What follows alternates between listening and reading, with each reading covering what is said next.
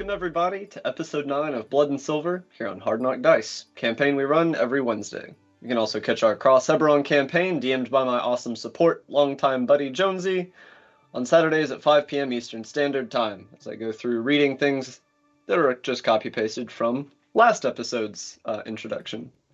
We here at Hard Knock Dice support charitable efforts, and we're currently raising money for Children's Healthcare of Atlanta, not Children's Hospital of Atlanta, through our partnership with Extra Life. If someone could drop the link in chat, be a hero and help some kids, donate a little or a lot, it all goes to a good cause. And now on to the recap. The wondrous city of Griffin, one of the 4 great cities of the world, has suffered a slow subjugation by its more powerful neighbors. What started as guidance and mercantile partnership has evolved into something far more insidious. Oh my god, I gotta close the chat while I'm reading the recap.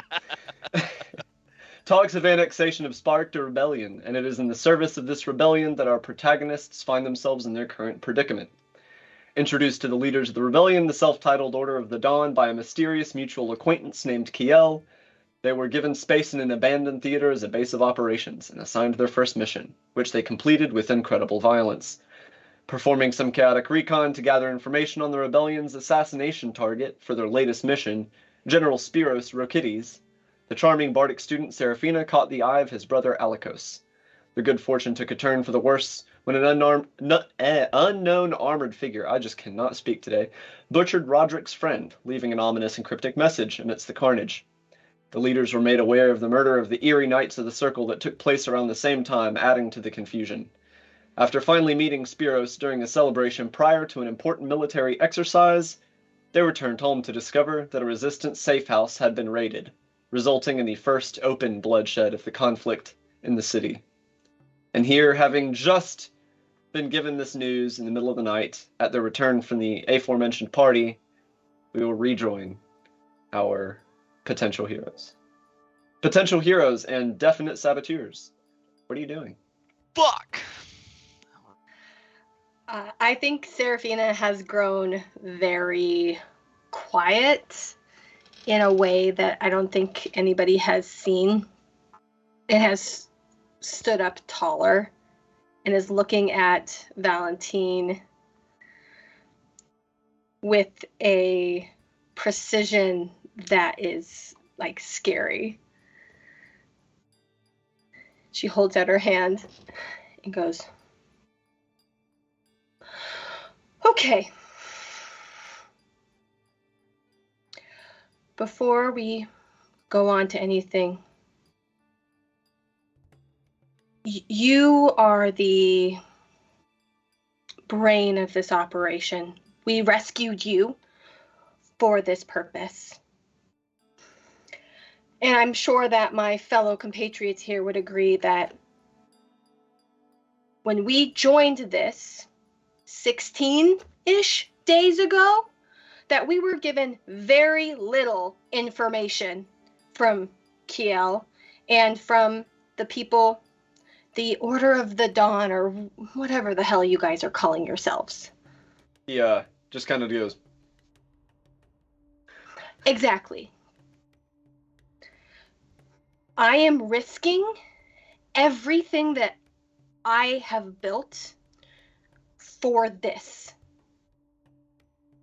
So I'm going to not be mad at you because it's not your fault. You were kidnapped or whatever, you know. So just give me a breakdown of what exactly the goal is. Because right now, if this was 16 days ago and you would have asked me to get rid of Spiros, tonight I had the opportunity to just kill him and be done with it. And I could have, but because I am being influenced by these kind, lovely human beings around me, I didn't.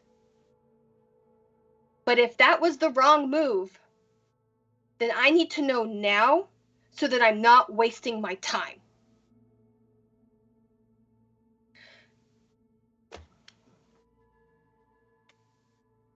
Ultimately, if you have a strategy, to get him and his Thunderlances out of the way. That is all that matters.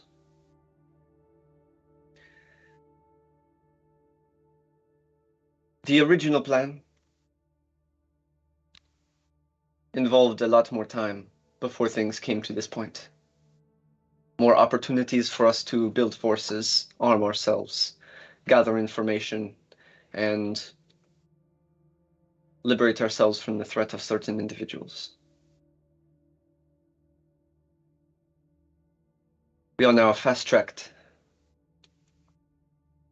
This is all still things that need to be done. But it is going to happen much faster now. How close are you to eliminating, however that may be, the threat of Spiros or Kitties? Okay. The thing that I'm going to bring to you is that based off the conversation that I had tonight with Spiros Rakidis, is that he is unhappy with the subjugation of the people of Griffin. He may be unhappy with it, but thus far, he has still been complicit. Right. But I think, and maybe I'm being naive here, that if we can sort of find the thing that breaks the camel's back, that he will switch sides and then thus bring all of the folks under his command to us, which is the Thunderlances and all of the other I lost the word. Karathi people, thank you. The Karathi people, because they, at the party tonight, basically Roderick has become a buddy. He is honorary Karoth at the moment because of the honor. I think that I could get him to have a meeting, but with who, I don't know, and when, I don't know. His brother likes me enough, and I have grown to respect Alikos, and I think that I could get him specifically on our side. I know that I can get him on our side.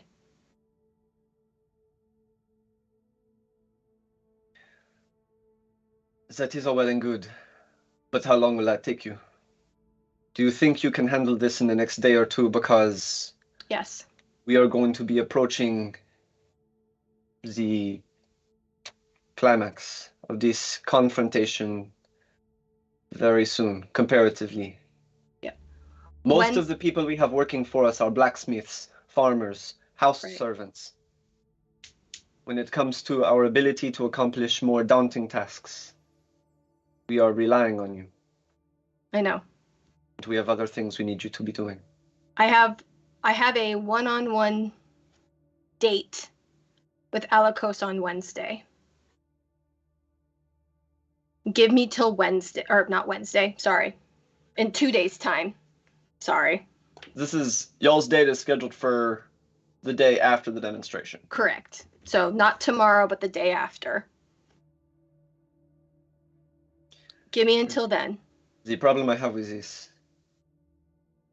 the only good opportunity we're going to have to take another kind of shot at Spiros would be tomorrow at the demonstration. Okay, because if you do not succeed at this, we have to risk another route. Okay. I have the opportunity tomorrow. I've been invited personally by Spiros to watch the proceedings. If you insist on having words with him and that being your solution, so be it. Okay. But in any case, whether it is for speaking or more dire methods, tomorrow is the best bet. Okay. Okay. Okay. And thank you. What did he tell you say? You were very quiet. I did not hear what you said. Where did it take place at? The attack? He gives you a location in the 4th layer. Not Durden Row. Durden Row has been annihilated. Off the map, gone. I mean, if it is as you say, and we have even less time to work than we did previously, it is more important than ever that at least some of the factions that are occupying Griffin, we must get them to leave of their own volition. We cannot afford to make enemies of every single nation that has stake here. They will crush us. If not now, then a year from now, 2 years from now. Griffin cannot survive if it is surrounded by enemies. Not for long. Not something we had completely overlooked. But by the same token, especially with things being pushed faster along than we had originally prepared for, we also can't afford to take our time trying to be too delicate. We will be crushed before we even develop these political negotiations. Okay. All right. So does that mean that I need to send a message to Galag to bring in the agreed?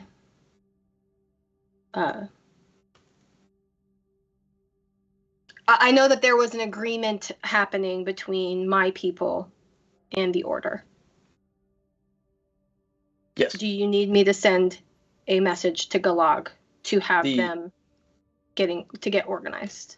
The primary agreement was you being here as a elfin military asset.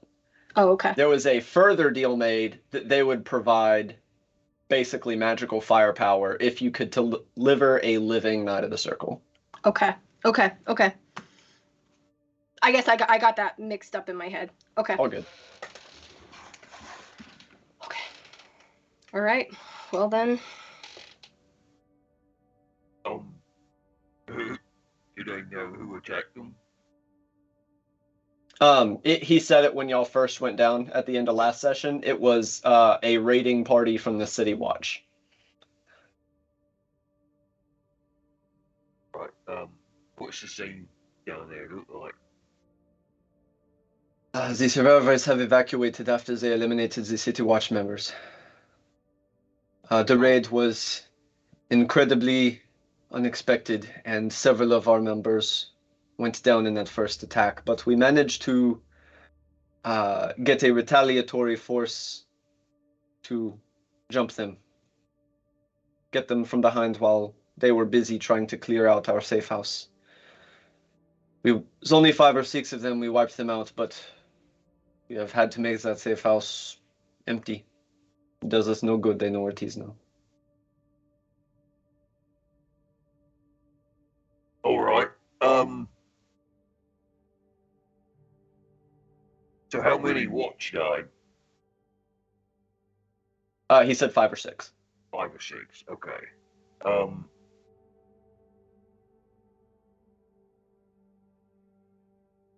I guess it's pretty heated there right now. Yes, absolutely. Okay. It's just kind of obvious that Roderick is concerned about the people that are dead. Right.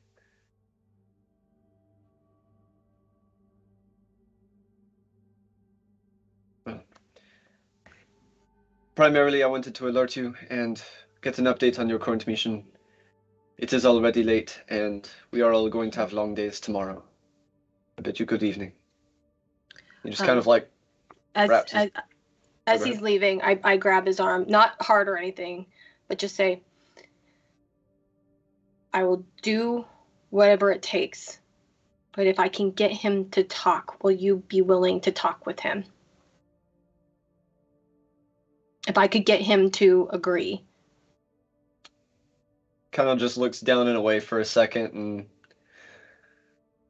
yes. Okay. I didn't want to, bring, yes. Anyways. I'm going to try to do the gentle thing, but I will do whatever I have to do. Right. Okay. Thank y'all for trying to keep your souls through all of this. Just nods, wraps his knuckles on the table, heads out.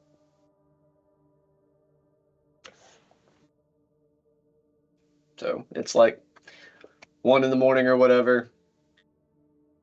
Just got some pretty intense news. And tomorrow, just before noon, is the big exercise for the Thunderlances.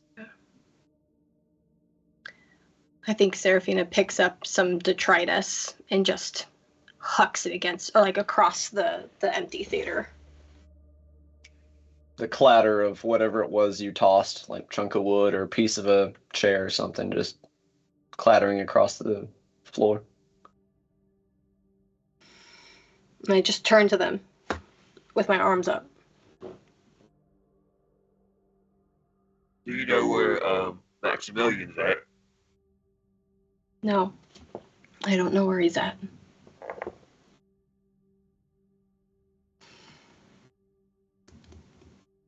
All right. Might not be good for him to hear this kind of talk. I'm sure that. I mean, it's late, right? Yeah, it's about 1. I mean, sure that he's in bed. Randomly stayed up late to see us before. Promptly fell asleep, but he's done it. He is not upstairs that you can see. Mm-hmm.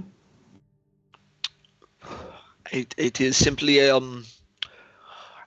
matter of making him understand that not only is his moral objections line up with his people's best interest. What is the whole thing with the exercise tomorrow? They're just like fighting against each other in a big display. So Roderick, military parades are common. It's just an exercise to show the people at the top that the soldiers are ready and able. As far as we can tell, this is just a parade. So, and when I say parade, not like a parade through the streets. Like a parade is literally just an exercise of action, of military action and prowess. Demonstration. Yes, demonstration is the word I was looking for. Oh, now I'm confused again. So they're just marching down the street, or are they going to like fight each other? I don't think they're gonna fight each other. It's just going to be a demonstration of their abilities. As far as I can tell. So that's what I'm getting confused at. Is it of their discipline and preparedness, like that they are well groomed and their equipment is well put together, and they will do something that is not exactly fighting each other, but it is a demonstration just to show that they are impressive. Okay, just like a show or something. Yes. Yes, it's a show.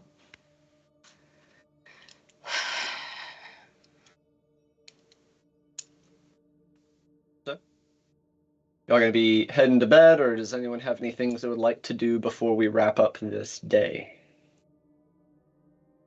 Well, if we're going to get the bloke on our side, I mean, it's got to be honourable. I mean, that's the best thing that you can do.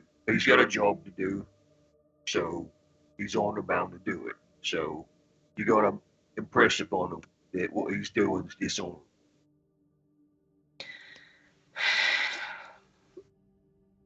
Roderick,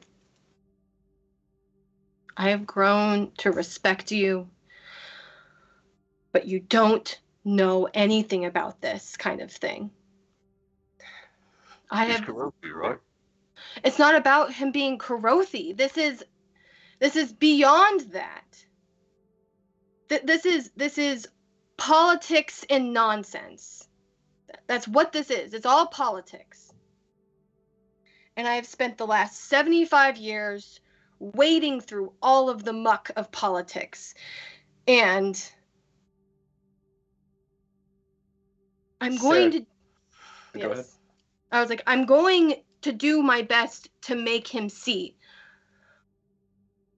But I need all of you to understand that if I have to kill him, that you can't be mad at me. Apollinaire, as she's speaking, you just hear a voice kind of right over your shoulder. Little girlie doesn't understand. Everything is politics and nonsense. Everything. Right. I mean, if you gotta kill him, I mean, no one's gonna blame you or anything for that. But I guess what I'm saying is, I'm talking to you. You feel like that's politics?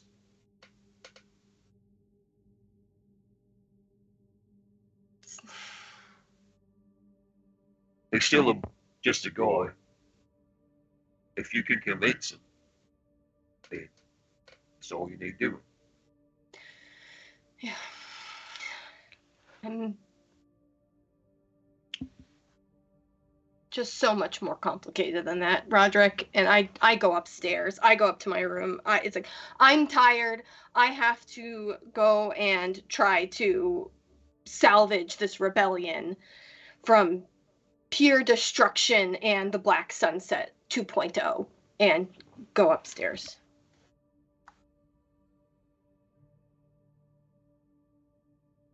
Okay. Any other actions or discussions? Just kind of look at him. Just kind of look at Apollinaire like, what did I do?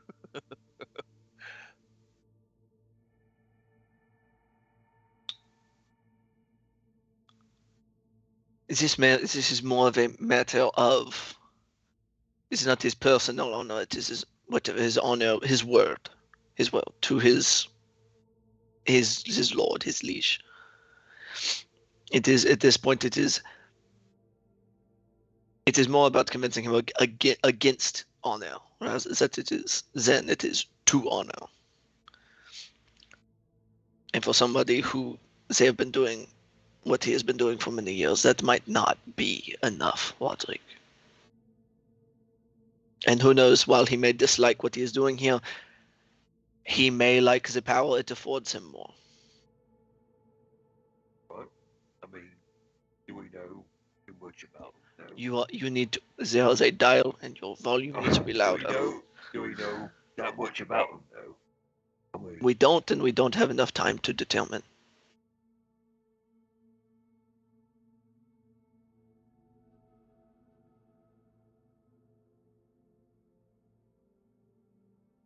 well, okay. All right.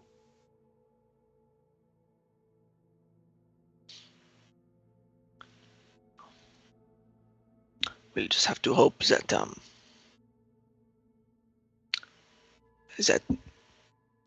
greed is not his motivator. It is not a larger motivator for him than maybe doing what is right.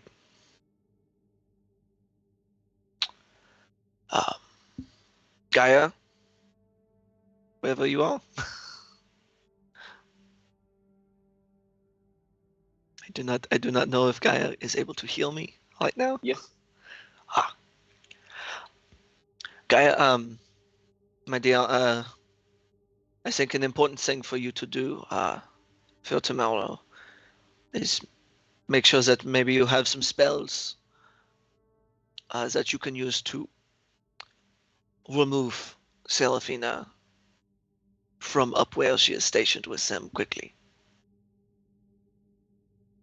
I do not get the feeling that it will be very safe up there if things go south. Okay. I think I can. I just need to be within, I think, 90 feet. You just need to be close to her. And perhaps you may need to accompany her with your invisible. Have being as close as possible so you don't. DM, do we know exactly where this demonstration is being held? Yes, because Seraphina was already given the location where she was Right. supposed to meet them. It is going to be taking place outside of the northeast wall. So And outside the wall. Yeah, the demonstration will be outside of the wall, and the viewing pavilions are located on the wall. So Seraphina and Spiros will be, and the other viewers will be on the viewing pavilion on top of the wall. Alikos, because he's actually leading one of the sections, and all of the other sections and the people participating in the exercise will be down outside of the wall. How tall is the wall? Don't know, I like ballpark, think it's 20 or 30 feet. 20 or 30 feet. That is an important distinction. Unfortunately, just for some clarity.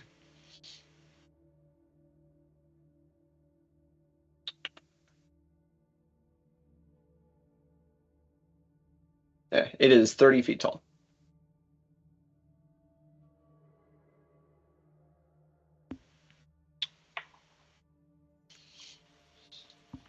$30 tall. Okay. Yes. All right. So it's only 30 feet tall. Okay. All right.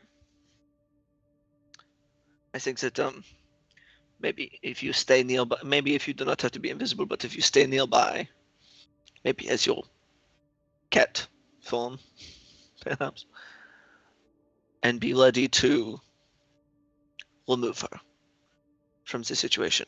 Okay. Because well, getting this done is important. As I said, there are not very many capable individuals at their beck and call, so Seraphina is not expendable.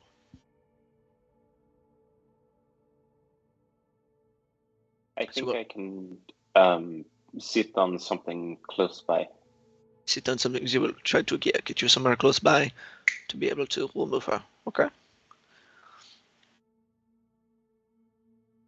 Perhaps move her sooner rather than later, if it looks like things are going to be bad. Okay. Me and Roger could be nearby as well.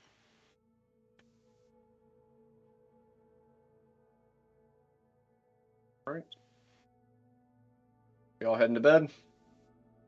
All right.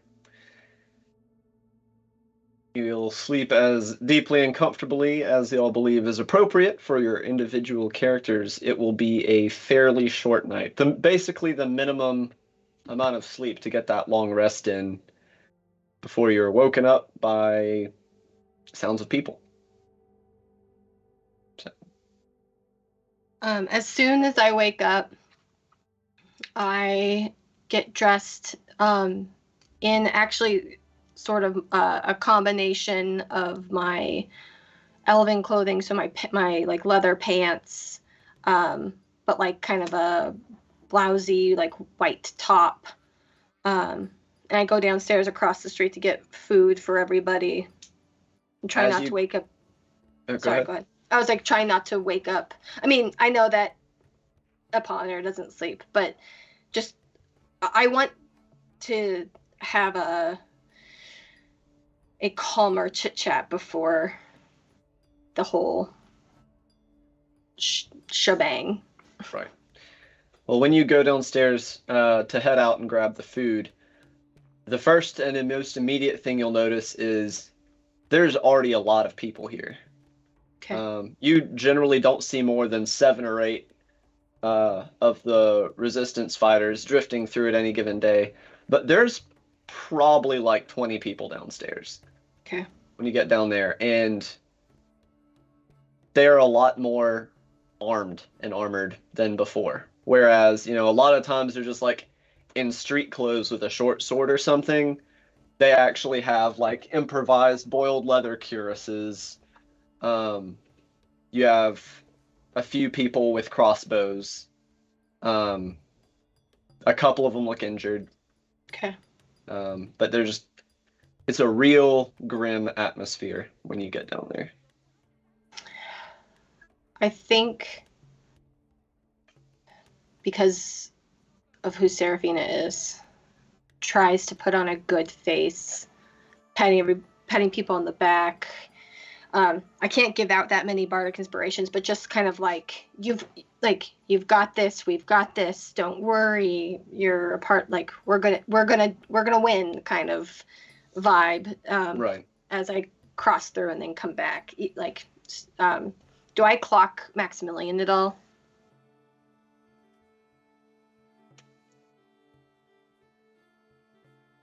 No, you do not see him. Okay. So then I go back up. I put food on our war table, and I just wait quietly until everybody joins me. I imagine Roderick sees her right from the get-go.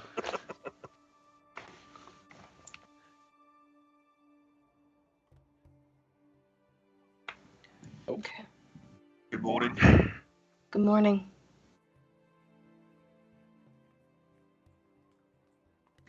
Is everybody there? Yep, y'all can Yeah. show Okay. it. Like I said, it's morning, so y'all can do Okay. what y'all want. Sorry, I was checking something on my character sheet. No, you're good. Know how that goes. I take a really deep breath and go, okay. I'm sorry that I was short with all of you last night.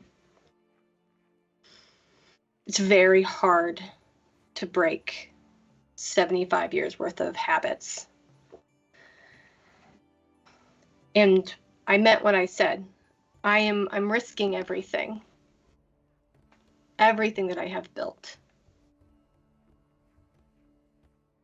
It's hard to explain to you that I haven't felt wanted by people in a very long time. My parents love me. I have some friends in the Sylvanwood. But for all intent and purpose, most people think that I am a freak.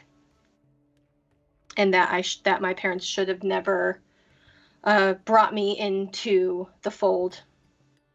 And I have spent my entire life trying to prove to them that I am there for the betterment of the Sylvan people. Just a quick interjection. You were told to meet at 10 to get in place prior to the exercise starting at noon. Yep. It is about 6 now. Okay. 6 or 7. So between 6 and 7. Yeah. And I'm trying very hard to live up to the three of yours expectations. Because I believe that that's the only way that you will care about me still. Which is why I was upset with you, Roderick.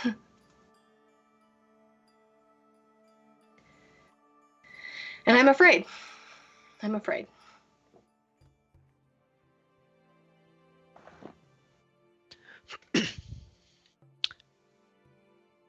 Well, I think you're pretty great. I don't know. You've been very nice to me. I appreciate everything you've done, and I appreciate that you're my friend. And I am glad that you're my friend. I think that it is very telling that you care as much as you do. And I think that you have a kinder heart than you give yourself credit for. So you're nothing to be sorry for. Right, but the strategic thing would have been to kill Sparrows last night. Perhaps. And I did not. And that could have been our only chance. I do not think so. Well, you killed Spiros last night, and they say that there was a safe house or whatever that they knocked off, and everyone goes, yeah, there's rebellion of brewing, they killed this guy, go to the streets and rough some folks up, and you got all kinds of other nastiness.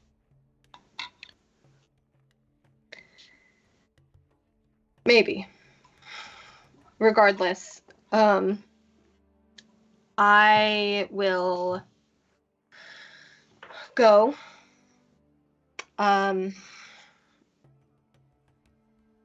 Does anybody have any throwing knives I can borrow? I'm going to try to smuggle them into my boots. My short swords are too big.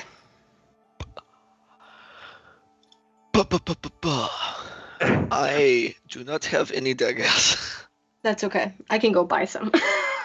I unfortunately do not have any daggers. No, it's okay. But it is worth mentioning, after you took your leave last night, we were speaking with Gaia. Gaia is going to try to be somewhere nearby, so that if things are looking bad, she'll be able to you away. Okay. So, something as simple as a couple of daggers you could get from downstairs. Okay. Yeah. Perfect. Nice. That's not in the like expensive or rare category at all. So. No, but it's more of the like, I'm just trying to be economical. economical. That's the word that I was looking for. Thank you. Gotcha. With our time. So it's like, if I could just grab them from a couple people, that would be great. They might not be a matched pair, I but don't you'll need a have a match couple. pair. One of them, Okay. one of them might look suspiciously like a prison shank, but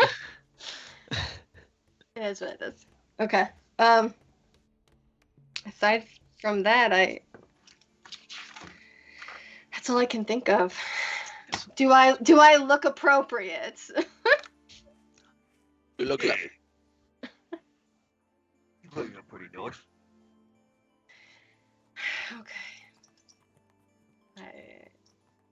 Okay. All right. Away we go. What are well, Gaia we know is going to be staying near in your cat form, you said? Okay. brief aside before we actually depart. When Seraphina goes down to get the knives, I'm gonna take Gaia aside real quick. Gaia, the intent, like I said, is to get Seraphina if things are looking bad. If at all possible, I want you to be able to kind of keep an eye on it and tell me how things are looking. If they look like they are starting to go south, I want you to tell me, okay? Because you can also you can do the mind magic, yes? Yes, I can talk to you when I am a cat with my mind. And additionally, if you hear me yell, Bellas, I want you to switch her right then, okay? Okay, thank you.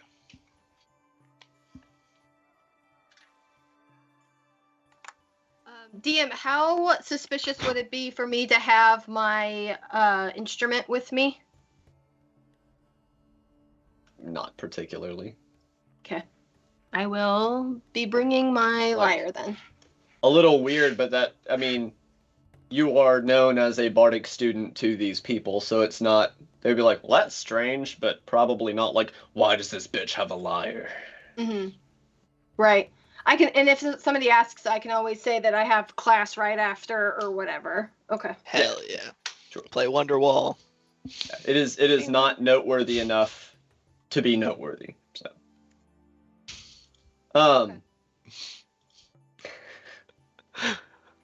Beat him too. So, but that led to my other questions. Apollinaire and Roderick, while the normie squad is going in, what is the weirdo squad doing? Fuck are you talking about? I look very normal for the most part. Oh, fine. Yeah, but you're with Roderick, which makes you part of the weirdo squad. I guess part of that question is where does it look like the normal people are? More or less for this demonstration. There is not a viewing area set up. Oh, well, okay. Well, where are they gathering then? Sure, there's no way that no like citizenry are viewing this. Yeah, they're basically wherever they can get on the walls. That's not the viewing pavilion, because that whole area where all the important people is going to be cordoned off. But there are areas like 100 feet off of that or something. Okay, Where they will- within, so mostly we need to be with about 120 feet, give or take, of wherever Gaia is. Just mechanically speaking, I need to be in range of message. Right. Yeah. It might take some pushing and shoving, but it Let's, is feasible. I am using Roderick as Andre the Giant. Fucking. Because that is basically going to require you to be like right on the edge of where they're allowing I'm civilians. an old to be. man. Come on, Sonny. I'm not. Fuck off. I don't got the back I used to. I can't stand up straight. I need to be able to see. Got to be at the front. I would say there's also outside of the walls on the ground. You know, some of the people from the Messalete and such. And we know ahead of time where Seraphina is going to be, right? Yeah, the pavilion is like visible. It's basically a temporary shelter set up Right. on the wall for the important viewers. Seraphina,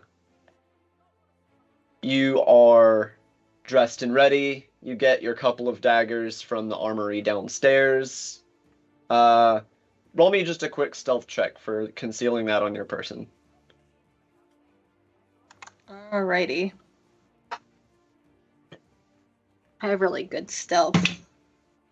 That is going to be 22. That's good. It's well outside of the passive perception of most people. Okay. So you get those couple of daggers concealed, you have your instrument, and you go to where you were told to meet. So not all the way at the pavilion, but kind of like a check-in point kind of thing. At first when you get there, you're like, and who are you again?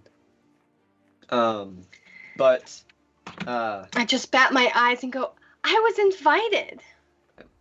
you are not there for 30 seconds with this person incredulous while you're there when Spiros walks over. Alakos is already on the field. And he holds out his hand to you, I will take you to your viewing location.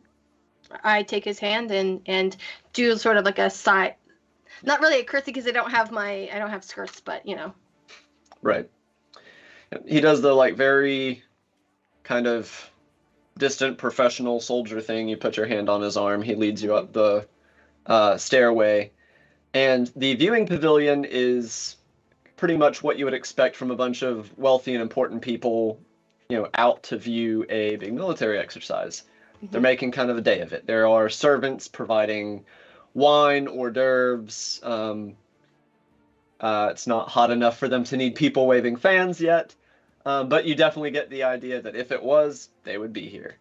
The seating ranges anywhere from like a stationary cushion-covered palanquin for a couple of the Zoridi viewers. You know, what looks suspiciously like a throne from the Alton viewer. The Alton Lord that is there.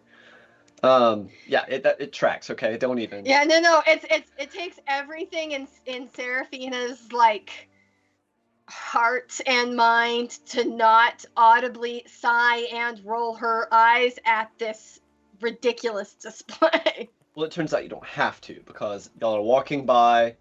Spiros sees it. He just goes, pompous. I squeeze his arm just a little bit in agreement. But he does take you to a short table. There's a couple of goblets. It is long enough for 4 chairs, and he gestures to the one next to the end on the right-hand side. And he takes his chair, which is clearly the one on the far right. And y'all sit. Okay. Would you like anything to drink, ma'am? Some water would be wonderful. Thank you. He just kind of like raises his hand, and the servant immediately departs to go get you some water. Mhm. You still have about 30 or 40 minutes before they're going to begin the exercise. Okay. So as you're sitting there, your water arrives iced. That's Yes. fancy. Yes. I mean, you're also being served water in like a goblet, which is fancy. Right. So. No, but Um, it's just like that's a eyebrow raiser. Yep, there is a round block of ice in your goblet when it is brought to you. Another important Karothi military individual, older, much older, like approaching his 70s older, eventually comes and sits down. He is introduced to you as a retired older general, no longer directly involved, but still a man of import, who is visiting Griffin. And the final and fourth seat is taken by his wife. Okay. Is anyone doing anything for the 30 or 40 minutes leading up to the demonstration? I just wanted to also note that trying to be as close as possible to be within range of message, also trying to be as close to the wall as possible. Oh, you're not on the wall.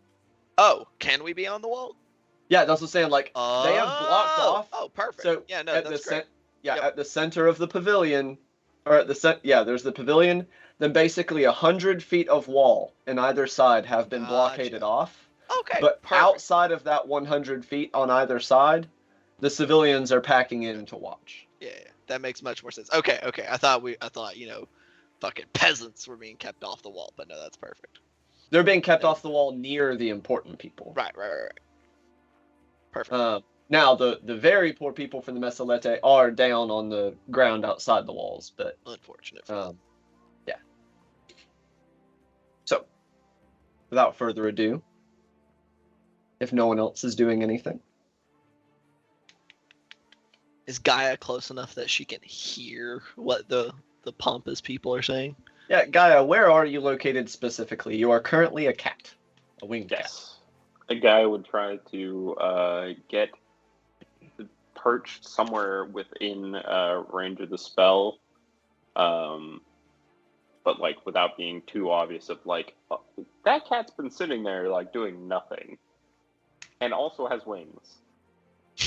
Well, remember, it's a winged cats are not from this area, but they are a known thing. It's not like it'd be a bit weird to be like seeing a bobcat in the middle of a city, but Cats do nothing all the time. You're good. That's true. Cats also do nothing all the time. That's true. I would say So you could somewhere within range. fairly simply like just lay out on top of the pavilion if you want. Over there. Sun in the belly.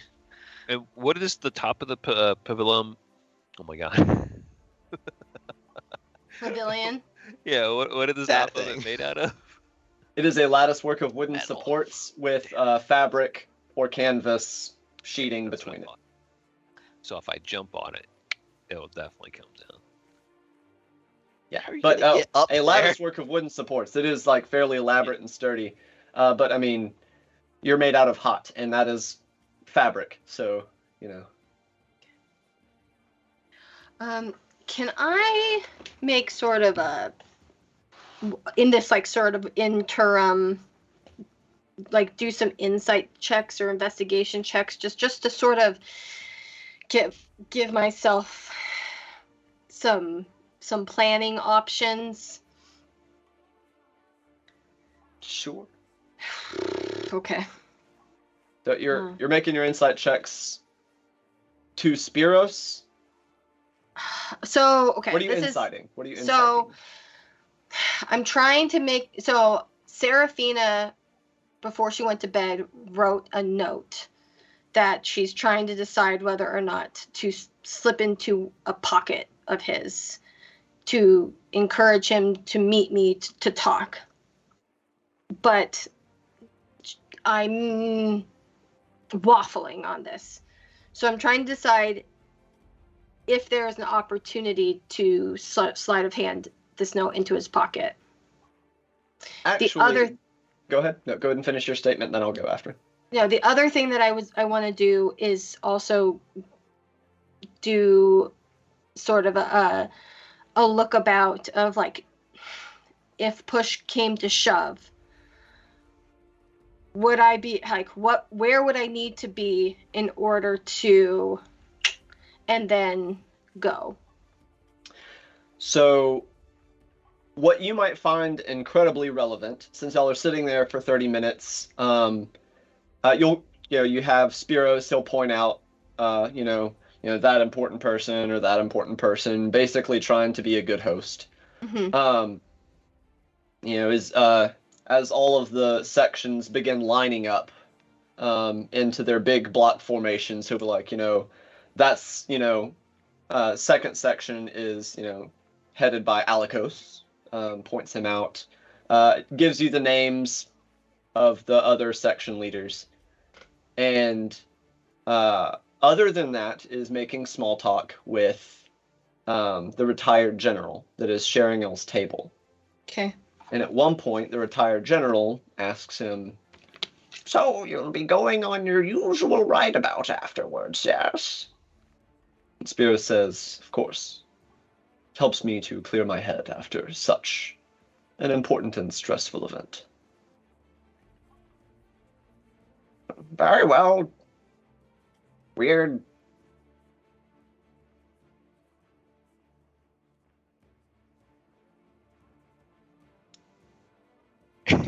That man just got called weird. He's Respect your elders. old, wealthy, and powerful retired general. He can say what he wants. Yeah.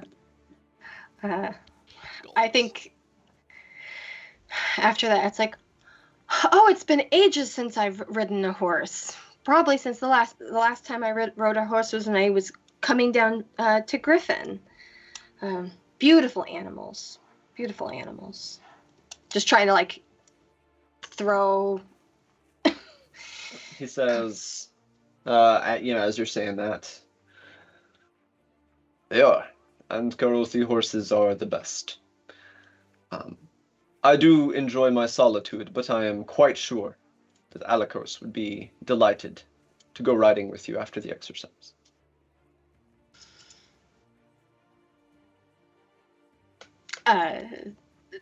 Serafina puts on her face and goes, and just starts batting her eyes, like, "Oh, do you think that would be Make a awfully deception nice?" check. Okay. Deception check to be coy. Let's see, what is my deception? I'll let you pick between deception and performance. They're the same. It'll be 20 a deceptive performance check then. Right. No, that's gonna be a 22. Yeah, that's fine. He's not actively inciting you at this juncture, so. No. And a hush falls across as, horns begin being blown, and the demonstration begins. Much like you would expect, it is using flags and horns in combination, all of the sections operating to, create formations. For the next couple of hours, you see them basically demonstrating how coordinated, how fit they are, able to ride in unison to perform complex maneuvers. All in all, very impressive. They do faux charges as if at an enemy, breaking the charge to circle back into proper formation. It's all very impressive. The horsemanship is alone, worth the time to watch. And during this demonstration, is there anything anyone wants to do before I completely disenfranchise y'all and move along? No? Guy, having heard that he's gonna ride on his own afterwards, will just telepathically whisper to Serafina, that probably will be the best time to do anything to him. I wouldn't. If you can, I would say to just wait till then. You see a little cat head looking down at you above. Yeah. So that I don't give away anything, I just pick up my glass and tip it and kind of like, I don't know. It's very awkward, but yes, it's yes, I got you. Noted. Okay. So, and after a couple hours of these complex demonstrations, all 5 sections, line up in block formation and basically give like a bow. Each of the section leaders comes forth around inside, and y'all are subjected to awkward, uninspired speeches from each of them. Basically trying to pump the fervor and pride of the soldiers. The last person to give a speech with significantly more eloquence than cavalry officers is Spiros himself. He excuses himself. Pardon me, ma'am. I must speak. Just nods at you and walks over to the podium where the speeches are being made. Another 5 to 10 minutes of Karath is great. We're the best horsemen in the world. Couldn't do it without you guys, the soldiers. Kind of stuff. Cheers. Yeah, we're the best. Yeah, that. Right there. Perfect. And as with any other big event, after the final speech and toast has been made, the cheers start to die out, and people start to break up, mingle, go home. The hum of conversation picks up as people step away from the pavilion or find people that they know and make small talk. All the soldiers are, heading off back to their barracks or whatever it is they're doing after the demonstration. It's a big event that is wrapping up. We've all seen like a closing out convention or something before, so.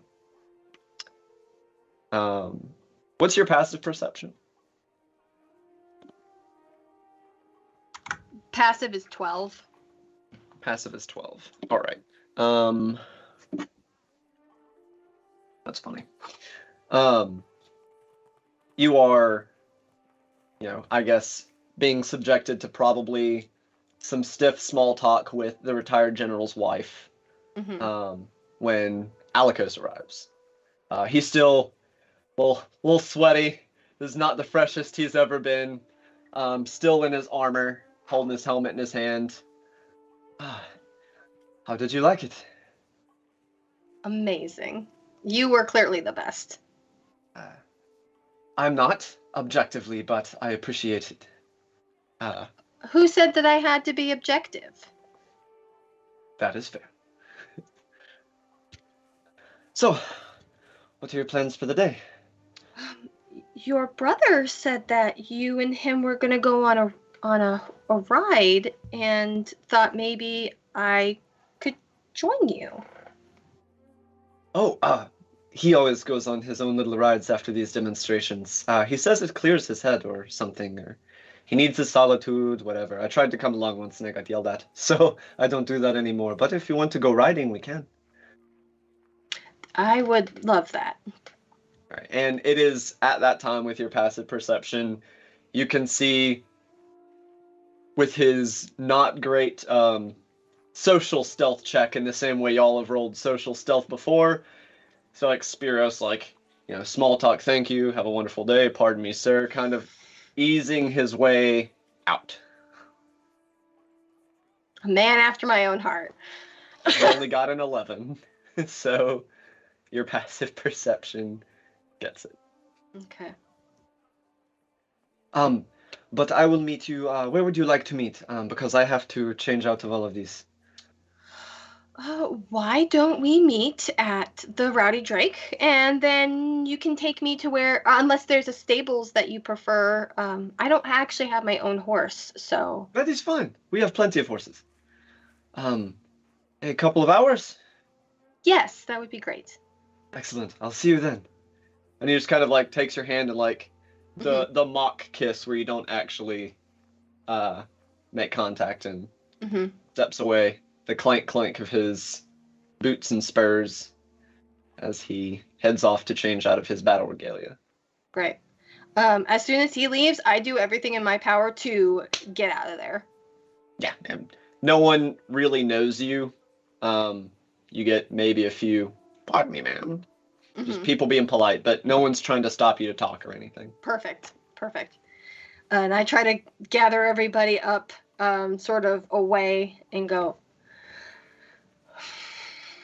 well, nobody's dead yet. So, okay. This is my plan. I'm going to go riding with Alikos. I still think that the best course of action is to get him on our side, because even if Spiros doesn't delineate, if I can get Alikos to break rank, he has an entire regiment of folks that are under him that trust him. I think. What do you guys think? I'm trying not to do the killing thing. Yeah, that's good. Convincing Alikos is definitely very good, but will there be will we have a good opportunity to talk to Spiros I think again, if not now? I think that if I can convince Alikos to invite me to like a dinner or something where it's just him and his brother, maybe in private, I can redo the conversation from last night. I will have my instrument. Yeah. I was going to say, if you're wanting a opportunity to talk to Spiros one-on-one without Alikos, you have approximately 10 to 15 minutes before Spiros, gets down and manages to get out of the wall, as he is trying to ease his way out. Yeah. Okay. All right. Well, then, if that's the case, I would like to walk quickly and try to sleight of hand that note into his pocket. What were the contents of that note again? I'll write it to you in a chat. Yeah, I need, before we make it a whole lot further. Okay. Just basically saying that, well, I guess I'll just read it. It says, I write this as a plea. After the parade, will you meet me to speak on a pressing matter? I wouldn't be so forward if I didn't think this would be a matter of life or death. If you were willing, ask me to join you in a meal or something. Like that's essentially what the gist of it says. Gotcha. And are you trying to sleight of hand it in his pocket or to his hand? In either case, I'll need the sleight of hand check. Yeah. Let's go. Let's do hand. Let's just try to put it in his hand and pray to the spirit that things look kindly on me. Okay. Yeah. And try to slip it into his hand. Hold it. Okay. And does this mean y'all will not be attempting any pursuit while he's on his rideabout? That's my hope. That's my hope, is that if he's willing to meet me, then we don't try to. And maybe we connect after the ride is over. Like, let him do his thing, and then I don't know. What's the results of that check? Oh, I didn't roll it. I was trying to decide if I wanted to roll guidance on myself to add a D4. I think I'm going to do that. No, casting guidance would be a visually obvious thing. Could I try to cover it up as like a big sneeze or something? Generally speaking, the way the rules go is outside of any kind of class ability, the components of magic, verbal and somatic, are obvious as such. So Okay. even if they didn't know what you were doing, it's still going to be out of the ordinary. Okay, that's fine then. I'll just roll it without it. Okay. Easy. 21. Easy. Easy. As you kind of slide over near him and palm the slip of paper into his hand, at first you get a quizzical look at you reapproaching him. Mhm. He quickly glancing between you and the letter reads it, and he folds it back up, and then he just looks at you for a moment, brows furrowed. Who are you, Serafina? That is a multifaceted question, sir. So you're getting a much more focused version of his attention than you've received. I know. And I am serious of like, it is a multifaceted thing. I'm a multifaceted person. Do you mean well by my brother? Yes. Do you mean well by Karoth? Yes. Just nods, hands you the slip of paper, goes to walk off again.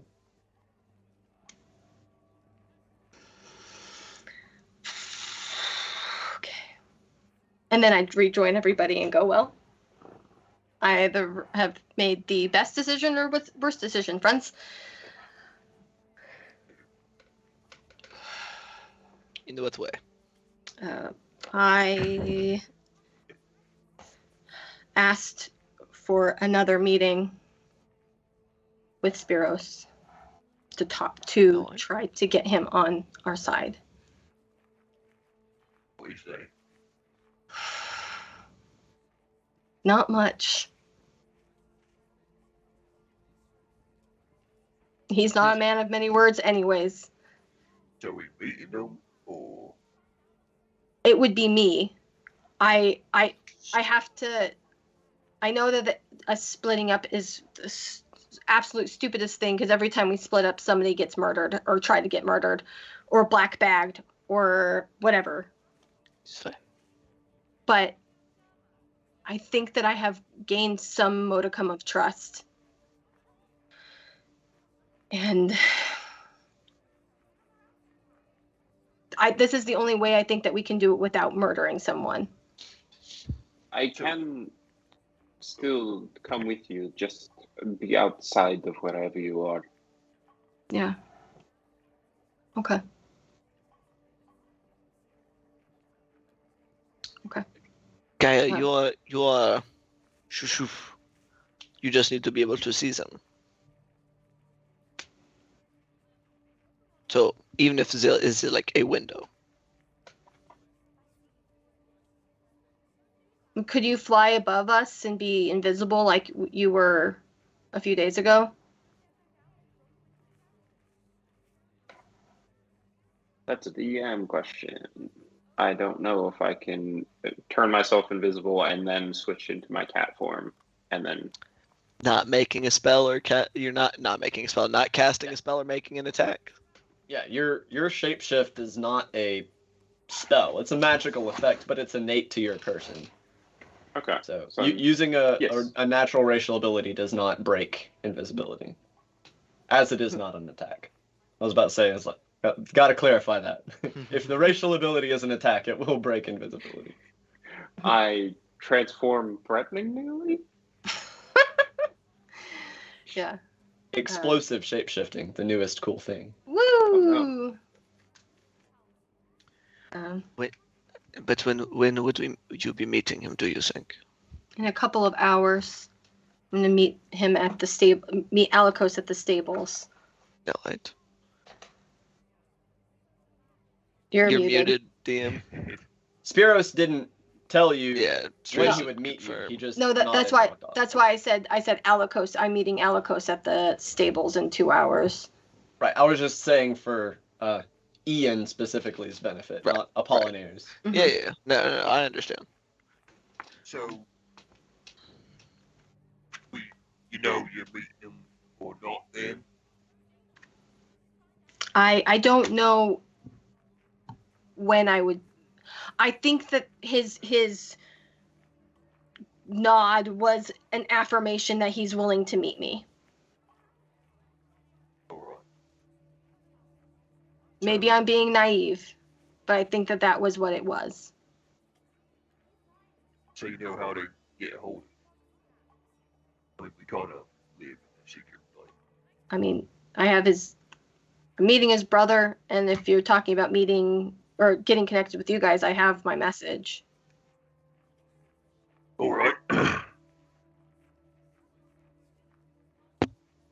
Guy at least should be staying close by with you. Right. And Roderick and I will be in the area so that we are not too far. Yeah. And y'all are having this conversation like in place, or are you on your way somewhere, or what's the deal? Moving away from the crowds, I would moving say. away and trying to. So Spiros slips away for his rideabout. You guys are kind of moving away from the crowd while having this conversation. What y'all doing afterwards? Since you're not pursuing Spiros. Well, I guess we'd be waiting for this conversation to happen since we got a lot riding on it. Getting in place, being hiding in plain sight as a giant metal demon guy. Not a demon. You're not a demon, remember? Giant metal guy. So you get back to the Seven Jesters, and I kind of feel like that might not be the best idea for us to No. go back. If anything, I would sort of head towards you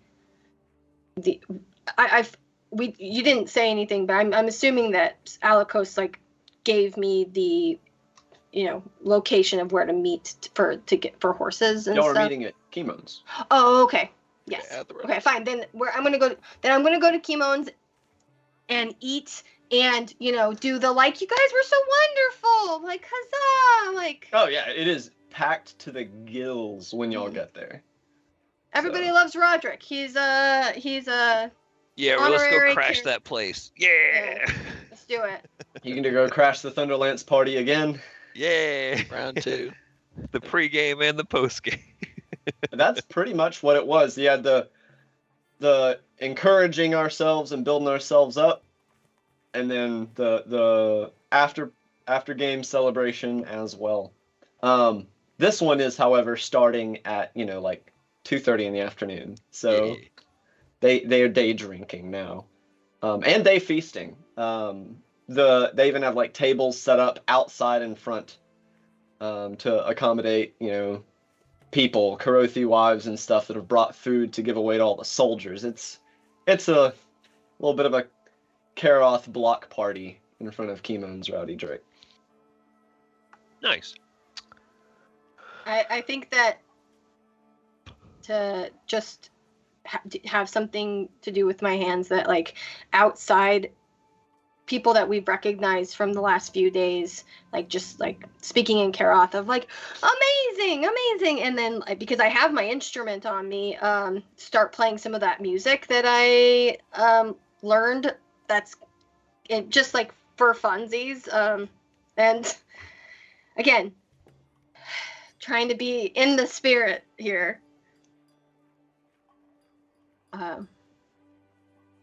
You're muted. Donjon Master. Roll a performance check. Hey. So I'm trying to protect y'all from the joyous sounds of me coughing myself to death. I didn't mute myself when I was coughing. For you Amazing. guys. Performance is going to be a 23. fun. You perform. It's great. It's just, and it's not. I'm not, and I'm like sitting, like I've grabbed one of the chairs and I'm just playing my instrument, and singing. Basically drinking songs. Like that was one of the things that like I think I specifically. You and a whole up. lot of others too. Yep, exactly. No, that's the point. That's the point. It's actually a little cacophonous because you're not the only person playing an instrument loudly. So you've got like amazing 3 to 5 different little pockets of celebration music going on at any given time. Okay.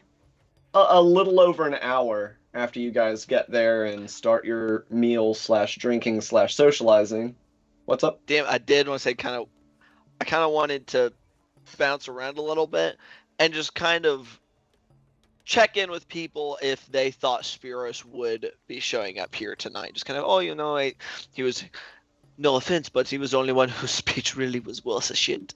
But it was very impressive. It was, I just one of the common people. I was hoping perhaps I could meet him myself, shake his hand. You get the side eye from a smile, officer with I'm teasing. You see a lieutenant bar on his lapel, and he goes, "Our job is not to write speeches. What do you expect from us?" I did not say that it is. But it's like mock insult, right? Yeah. Like he knows you're teasing, and he's just teasing back. Spiros is very likely to be here tonight, but it is explained to you that it is very normal for him to disappear for several hours after big exercises like this. Okay. So I would like to do the exact opposite and commend people on their great, terrible speeches and just basically ingratiate myself into you basically get a whole lot of, "You're full of shit, but I appreciate it anyway." Thanks. Yeah, I would go with the aspect of exactly what that guy said. You're not a writer, so the fact that you are able to put those words in the way that they are mean a lot more than anyone who's normally outside of their profession. Just goes to show how much you've invested into fighting and writing and drinking real good. That type Fair of enough. Yeah, and this friendly carousing and involving yourselves is easily done. You've already ingratiated yourselves to these people. Even the ones that haven't seen you kind of pick up on the attitude of the ones that have. Those kind of friendly familiarities are infectious. Right. As messed up of a thought as it is, Roderick is thinking, if I can make these guys like me and they end up having to fight me, maybe they'll think twice and we can avoid some bloodshed later. Fair enough. Because I'm going to be the first eyes they probably catch on the battlefield. You're a little recognizable. Yeah, they glow. But yeah, Seraphina, it is slightly over an hour, and you see a freshly groomed, no longer gross and sweaty Alikos arrive. He's accompanied by a half dozen others. You would assume they're either peers or soldiers under him. You don't know the finer points of what all the stuff on the uniform means. But he does look like he's in a great mood, and he is looking around, finally seeing you, and Seraphina. Hello. Oh, how's it going? It is such a relief to finally be done with all of that. It has been weeks. I bet. Shall we start our date early? Sure. Would you mind if I grabbed a quick bite to eat? Please do. He orders something simple like a beef sandwich or something, eats it, knocks back a mug of beer, and if you have no objections, shall I take you to the stable? Yes, please. And I'm assuming that he offers his arm, and I take it. Yeah. He's being very playfully formal, I think is the best description. Okay. I turn around very to like wave to Apollinaire and Roderick to sort of like give y'all the indication that like this is we're starting. So I go, goodbye, Uncle. I will be back in a little while. Of course. Have a wonderful time. Have fun. So as y'all are walking to the stables, is there anywhere in particular you would like to go? I don't know the riding paths around here, so if you have a suggestion, I will. I'm amiable to those. I know a few. Okay. So, yep.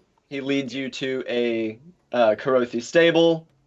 They talk in Karothi. You're not sure what they're saying. No, that's not true. I speak Karothi. You speak? Oh, wow. Okay.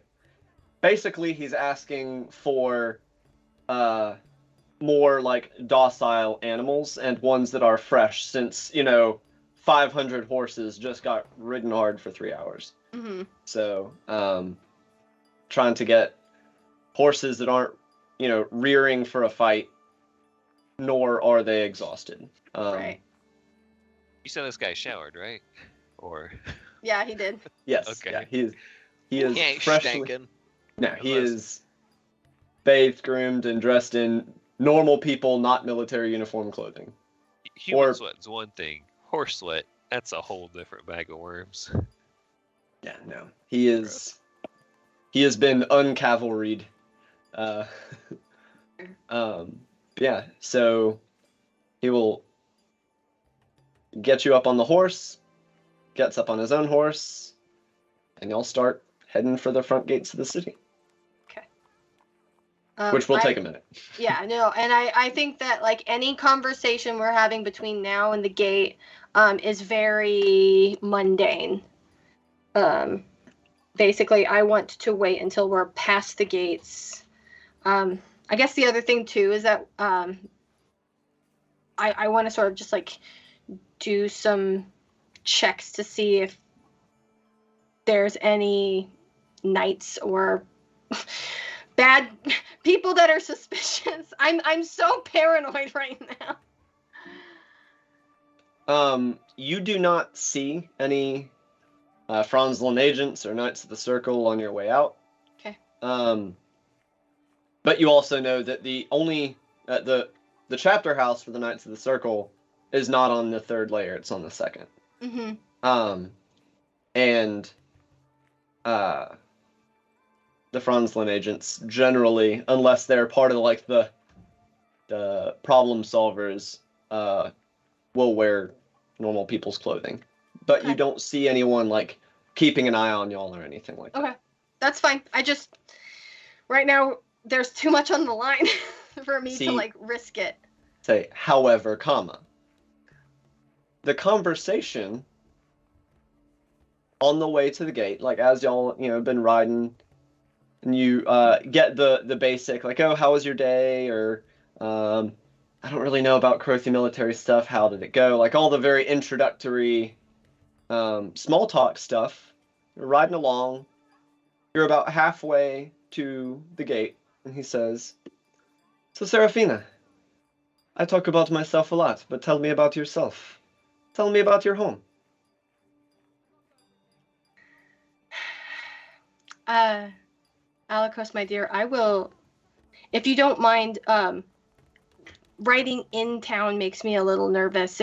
I'm more than happy to provide you all of the wonderful details of my home when we get through. And I'm being Very well. serious. I'm not trying to deceive him. I'm Right, actually yeah. He just kind of chuckles and says, very well. So once we get through the gates and onto whatever path that he has taken us down. He says, y'all depart the gate.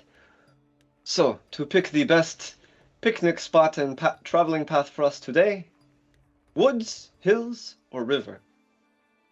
The river. Just kind of nods at you and picks a direction based on that answer, and y'all head off. Good lord. Yeah. So So y'all I heading... Oh, go ahead. no, it's like so I started to tell him a lot of half-truths of I've been playing music since I was very little. That I confess to him that I'm actually that I can use a sword, kind of like because of the Koza people have that sort of manufacturing stuff. Just sort of like, yeah, it's a lot of half-truths about who Serafina is until we get to the river to eat this picnic that he's indicating. Yeah, he just, nods along while you're describing it. He doesn't pick up on the fact that there are gaps and maybe incomplete explanations. Mm-hmm. It's a very beautiful day. It's still like mid-spring, so it's a little cool out, especially this close to the mountains, but it's not like uncomfortably cold. Maybe a little bit breezy as y'all make it down towards the river, where the wind across the plains is a little bit harsher. But y'all do make it to the river, and it is serene. It's not like a whitewater rafting type of situation. It's just a big, kind of broad, lazy, and deep river coming down off the mountains with plenty of scenic views. After an hour or so, y'all select one to stop, and he produces out of his saddlebags a variety of canisters containing soups, meats, cheeses. Snacks! No, it's like a full meal. Yeah. It's just a meal consisting of like a variety of finger foods instead of like a large entree. Right. So. I think at this point, a lot of the half-truths were trying to build Serafina's like confidence to actually tell the truth. So, a hard thing for her. It's a very hard thing. Yeah, you find yourself seated across from him on a large blanket, and he's laid out the trays and containers of food. Yeah. It is all karothi, and it is all homemade. Wonderful. My brother's wife cooked it all. Alikos, we have been sharing sort of surface level conversations, I think, because we have been in close proximity to others. I would like to share something with you that is very difficult, if you are amiable. That is very what? Sorry, my earbud Amiable. decided to tell me it needs its battery charged right when you said that. I said amiable, like if he's willing to listen. Uh-oh. There we go. Okay. I was not activating the new earbud there for a second. I was like, no, I need that to hear. So, sorry. Repeat what you said one more time. I asked him if he would be amiable to hearing something that's a little bit more truthful than I have been providing. He looks, he's in a cheerful mood. He looks a little inquisitive, like, what? He's, folding up some meat and putting it on some toast and adding a sauce to it while you're talking to him. And sure, I guess. So I think that the first thing I do is,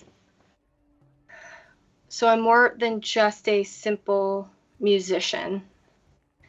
And I point at sort of a tree that's in shadow and cast fairy fire on it. Oh? Describe that scene for me real quick. So he's watching you. What does he see? He sees me sort of like whistle just like a sort of like a bird tune, and all of a sudden the tree is lit up with lights that kind of look, if you didn't know any better, you'd think it might be like fireflies, but this is the middle of the day. Why are there like, how can you see fireflies, kind of thing? But they're also like purple. He immediately begins choking on his sandwich. Oh, please don't do that. Holy shit. Serafina, what was that? That is one small thing that I can do. That is amazing. You can engage in sorcery. Yes, yes I can. And that's that's not even a very impressive one. What else can you do? How did you learn this? That's the truth of it all. What is the truth of it all? God. He started look slightly concerned. I know. It hasn't broken his good spirits yet, but he's No. I take his I like reach across and take his hand and I squeeze it and go, I am who I am. The person that you have met is me. But I am also much more than that. What is going on? Complication. Serafina.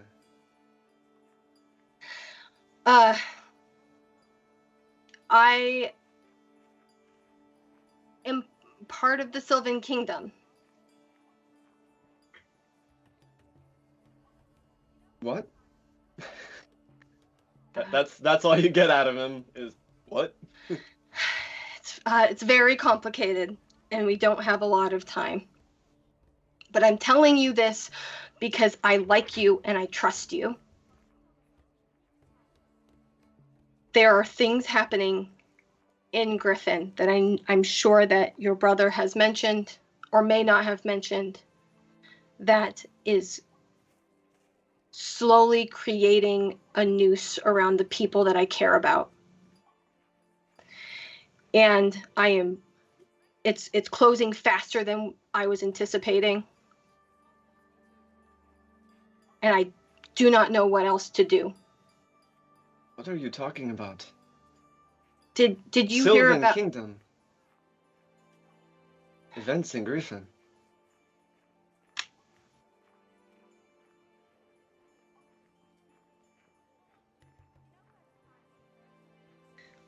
Were you here a year ago?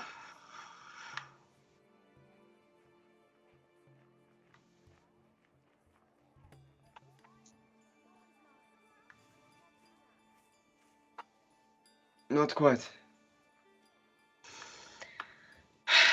Neither was I, but I have come to learn that a year ago, a group of people, tired of being subjugated. The Black Sunset. Yes. One second.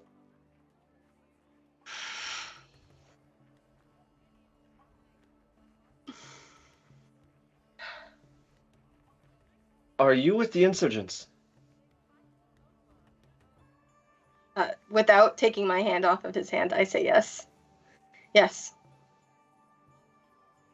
I only just started It's okay. as an I'm an agent of the Sylvan Kingdom. So are you using me No, to get to my brother? no.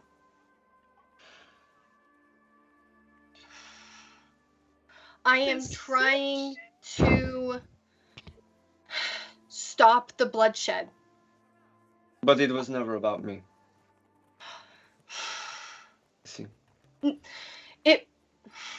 I'm done here. No, don't go. You don't understand. First meeting you through serendipity, part of it, yes, was the fact that who you were. But you are someone with honor and are funny and are kind. And I don't say this about people because I don't have the wherewithal to trust people very much. And I brought you here, or asked you to bring me here, because I trust you, because you are someone with honor. And I know you hate me, and you can hate me forever and ever, but please help me prevent bloodshed. One moment. And if I need to, I'm more than happy to roll something. That's what I was getting ready to look at. Roll me a persuasion check at advantage. Okay. I just want to say before the results of the roll, I am in a tree nearby, if there are any trees. Make a stealth check at advantage. Okay. I don't actually know off the top of my head what my stealth is. 1 second.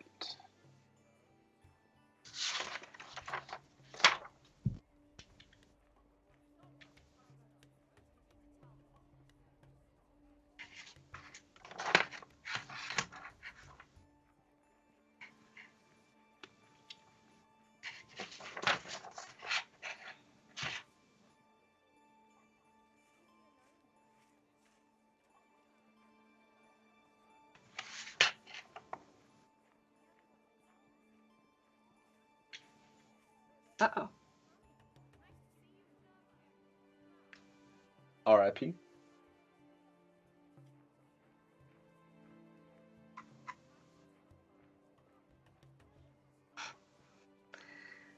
I don't know what Gaia was gonna do, but I think gonna give you guidance. So we'll just go ahead and do that. Oh, there we go. Gaia's back. Gaia, what were you saying you were gonna do?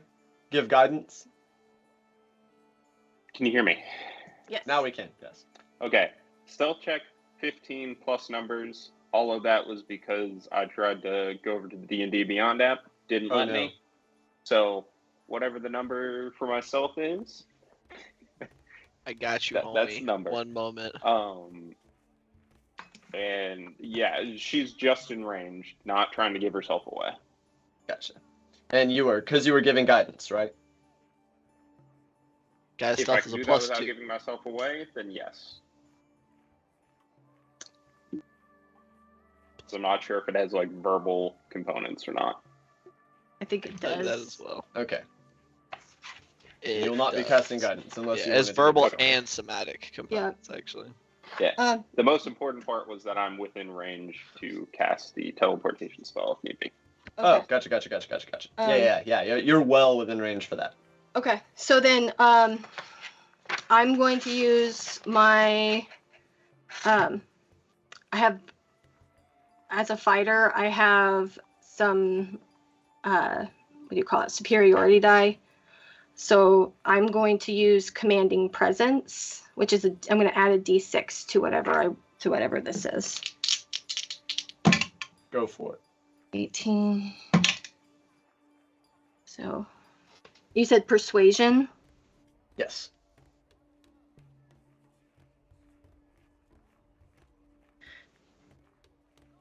$33. Holy shit. I mean every word that I said.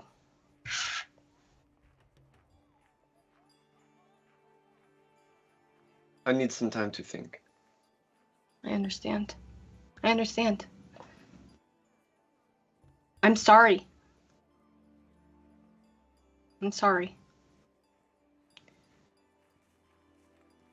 I hope you don't make me sorry too. And he already starts to pack up the containers and canisters and stuff.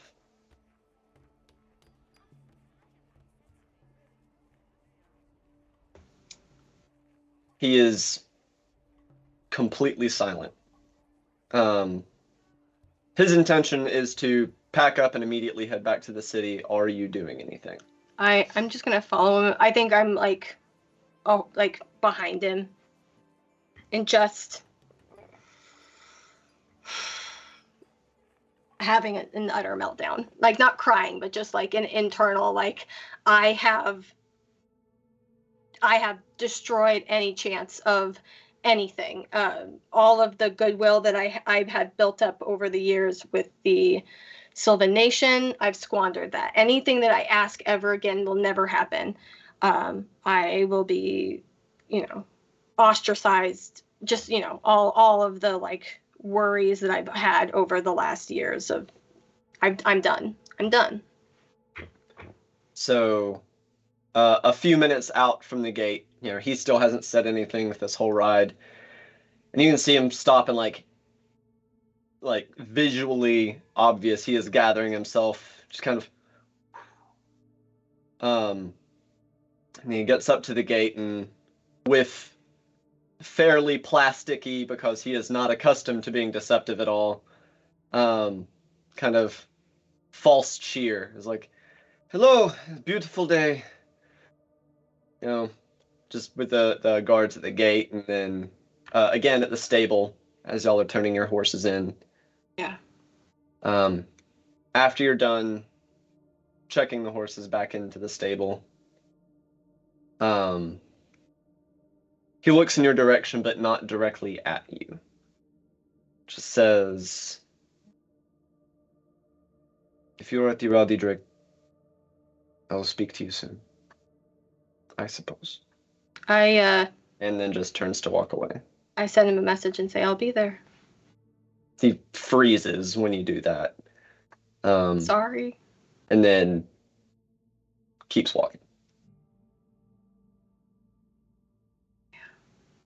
So it is now getting into early evening. How long? How long were they gone for? The entire thing, because they were about an hour out and an hour back, plus 15 to 20 minutes of the meal that did happen before they had their conversation. So since they didn't leave till about 2:30, it is getting close, like 6, 7 in the evening. Gotcha. So, with the information that he had gathered previously, that Spiros would probably make an appearance. It wouldn't be for several hours. Once it seemed like it should be getting around that time, that Spiros should be appearing in the relatively near future, at least hopefully. Apollinaire would basically make an excuse of like needing to go out and maybe get some air outside for a bit, and would basically go kind of hang out outside, from away from all the rowdy youngsters. And I'd be posting up waiting to see if I could spot Spiros before he entered the bar. Yes. It is a little later. Seraphina, you will be getting back, just for ease of use, we're going to say about 7. Apollinaire, Spiros will be arriving a little after 8. Seraphina, Okay, but Seraphina would return before he got if here. she's going back to the Rowdy Drake tonight. Okay, yeah, before you go outside and before you see Spiros, you see Seraphina, without Alikos.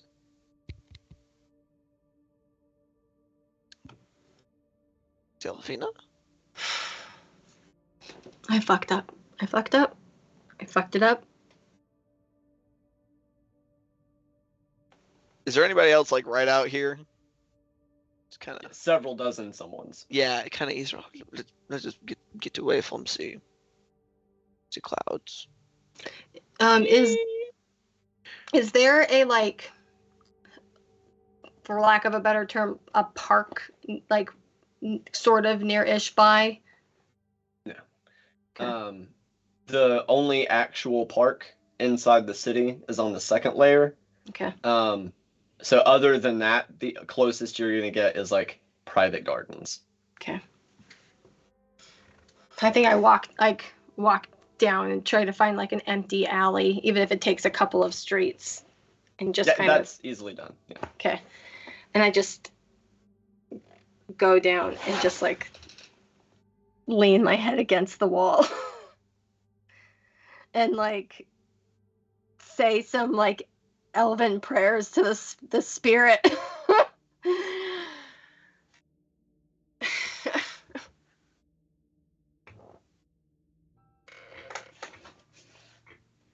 Did Apollinaire follow me? Yeah. Yeah, no, that's you hear her speaking Sylvan just like into the void of like let her have a moment to get out whatever she needs to get out. Yeah. Once I'm finished, I turn around and go, I told him the truth. I told him who I was. I told him that I was part of the resistance. He doesn't know who you guys are. It's just me.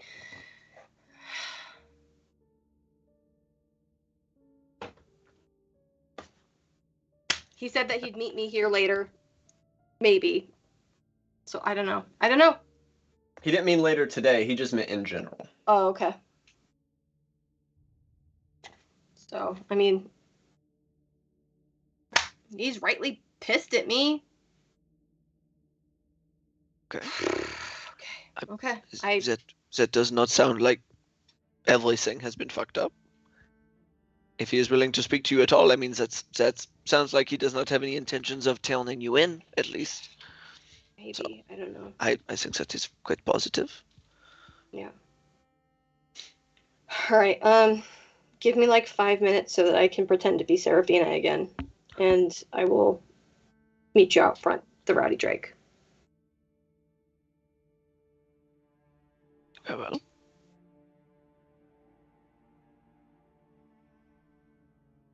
Yeah. So for the next hour or so, what is everyone doing / up to, I guess?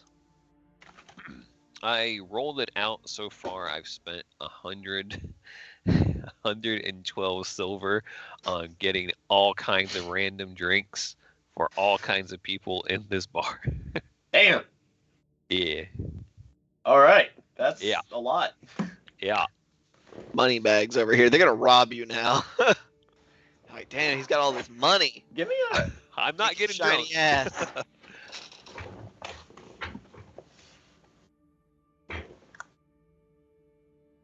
All right. Gaia, what are you up to? Or would you like me to kind of hand wave what you're doing, since your existence is suffering on that phone right now? Existence is pain. It's all right. Gaia would continue to shadow Seraphina, but even like on the way back, Gaia would be trying to send telepathic messages of like support, and just keeping an eye on the girl, make sure everything's all right. You're muted. Sorry. Still muted. Am I still not muted? you. I thought you were talking. Cody was also saying something while muted. So I thought Ken was talking to Cody. So I was like, I literally just said, "Ha! It's not only me." That's all okay. I said. God dang it. No, I think that Gaia just hears a lot of like negative talk of like, I fucked it up. I'm a terrible human being. Well, I'm not even. Well, am I a human being? I don't know anymore. It's a lot of mortal. It's a lot of like fluctuations. Fucked it up. I blew my Apollinaire. cover. Yeah. Are you still waiting outside for Spiros? Yeah, I'm gonna wait outside. I'll probably, kind of to not just be like a total weirdo. I'll probably like dip back in at some point and get a mug of ale to like have outside. I'm an old man. I'm recovering from all these youngins. They go, whew, it's really hot in there. I'm old. I can't regulate body temperature as well anymore nowadays. And kind of how evident is it that Seraphina is still very like stressed and like visually speaking? Good question. Seraphina, make me a deception check. Great. I don't have a good passive insight. Actually, I don't have a good insight period. So I find this to be hilariously contrasted because as you guys are probably having like this nice dramatic moment outside, Roderick's inside probably casting thaumaturgy to yell even louder for drinking games and shit. Yeah, you're in there having a frat party, and there. No, the 5 minutes that I asked Apollinaire for in the alley, I basically took a really deep breath, put on my customer service face. I rolled a dirty 20. Hey, good shit. And come out just, Uncle. Maybe slightly stiffer than usual. Maybe someone that knew you well or was specifically looking for it would be able to pick up that something was wrong. But to the casual passerby, there's nothing wrong. Yeah. And I sort of casually go back to playing Karathi music and, trying to encourage drinking songs and... So you're going in and picking up where you left off? I'm outside. Oh, you're outside, okay. Because you said that there was sort of overflow spill into Yeah. Because Seraphina needs the fresh air. I don't know if she could maintain the whole charade inside. It's too hot in there. So you're outside celebrating, and Apollinaire's outside being old when Spiros does arrive. He'll have, just like all the other officers that have showed up, he's got his entourage of 3 or 4 uniformed gentlemen with him. He makes piercing eye contact with you, Apollinaire. Me? Oh. And then looks again at Seraphina. And he walks up and he says, Seraphina. Yes. I think we should have a talk. And then he turns to his compatriots and he says, I plan to grill her to make sure she is right for my brother. And just kind of like waves them away. I follow him. I follow him in. He leads you in. He hires a private room. DM. Yes. Could I kind of, as he's saying like I'm gonna grill her to see if she's right for my brother, and I just kind of step up and like, I'm sure that as that is your intent, you would understand if there are some questions I would like to ask you about your brother to be sure that he will do right by my niece. I put my hand on Apollinaire's chest and go, Uncle, if you wouldn't mind just waiting at the bar after this good sir and I have a conversation, maybe after. Spiros just looks between the two of you. I nod. Farewell. Is Gaia visible? Anywhere near us? Is Gaia visible, Gaia?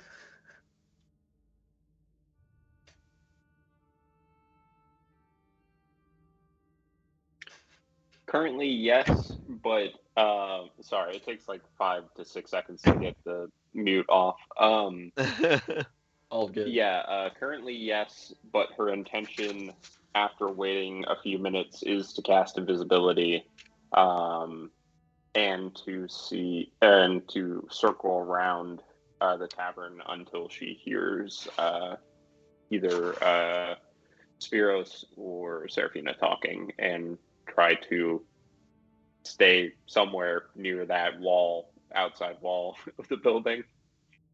Okay. Gotcha. So I'd have no clue where Gaia is. No.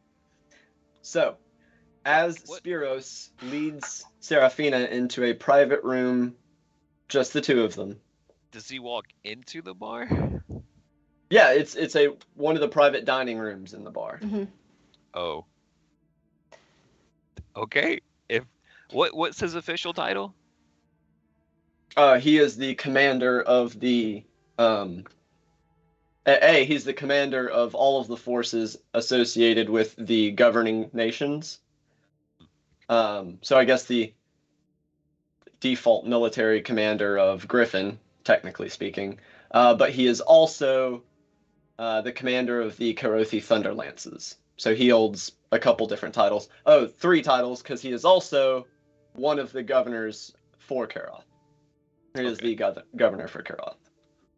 So he is juggling a lot of hats, technically. Yeah, well, when he comes in, I would try to get folks to be like, yeah, governor and commander, they're great. You can roll a nat 1 and they're already going to do it. One of the Yeah. easiest things you've ever Fair done enough. in your life. These people are already hyped, and Spiros is well liked. I got a 13. Let's So you did 1,300% necessary DC to make these people cheer. Cool. You barely have to nudge them, and they're already cheering Spiros on. But now we're gonna go on break. We'll pick back up. We're gonna pick back up with this conversation as soon as we get back. So go ahead and go Tinkle, grab a snack, prepare yourself for emotional turmoil, and we will see you guys here shortly. Don't go too far. Be right back. Bye.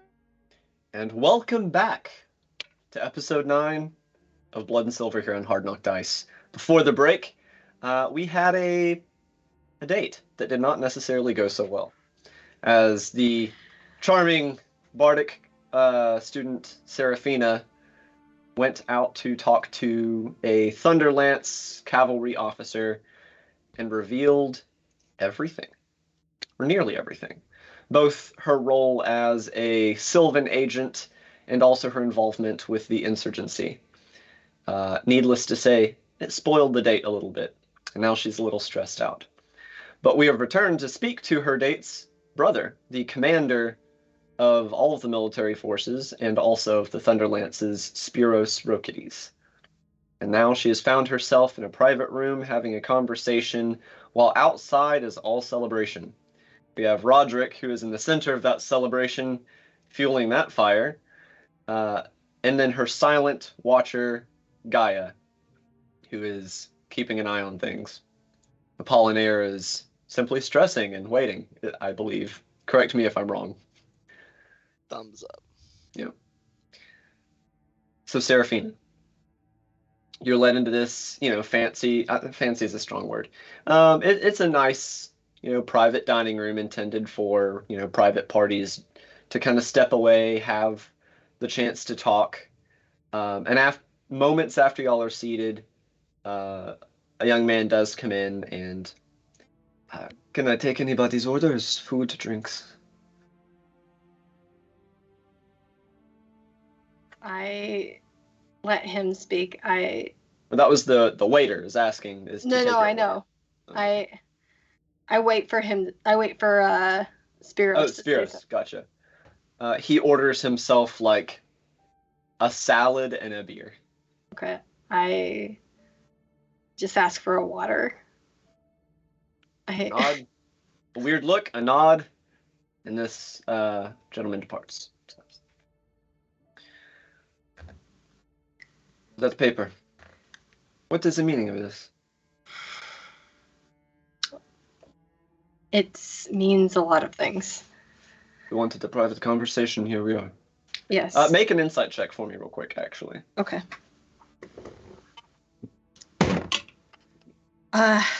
22. 18 plus 4. Or wait, you said insight? Yes. Still 4, yeah. 22.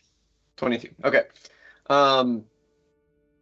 He seems to be in a better mood than when you saw him last. Like, usually he's got, like, the the stony face, a very stoic guy, but he seems a bit more relaxed. Like maybe even a little bit, despite the fact that he's definitely knows that something's up based on the note, there is a little bit of a smile to him that you haven't seen before. You wanted to talk? Yes. Here we are. I appreciate it. I think I've already broken one of the promises that I said to you earlier about hurting your brother. That was fast. I know, and it was unintended. So part of this is me going to try to remedy that, but also to be as direct with you, because I believe that you are a man of honor and a man that sort of understands the way of things. So I appreciate being called a man of honor. I was not lying to you about who I was. I am from Koza originally, but that was many years ago. I was adopted by the Sylvan people. The elves do not mingle with humans. That I know of. I'm well aware. I am acting as intelligence gathering for the elves. You are an agent? Yes. Mostly due to the uptick in actions by the Knights of the Circle of Eternity and Alton in general. At this point, you are interrupted as the young man walks back in, places your water in front of you.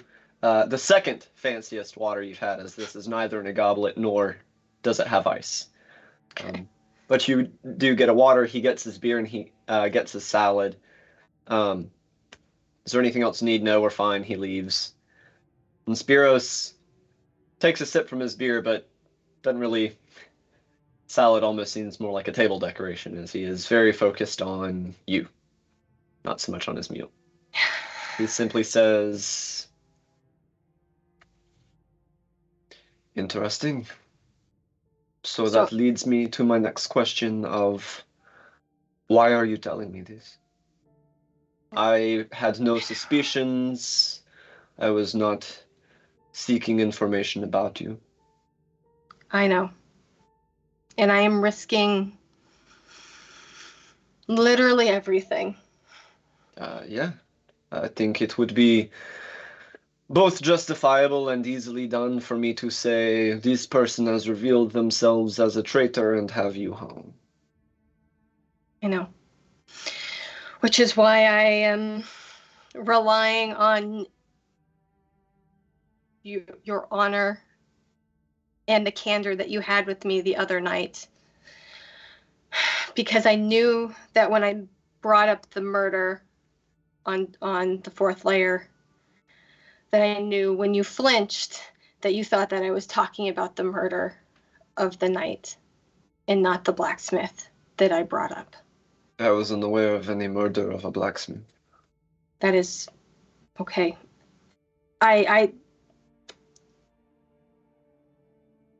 But yes, I was flinching in relation to the murder of the Knight of the Circle.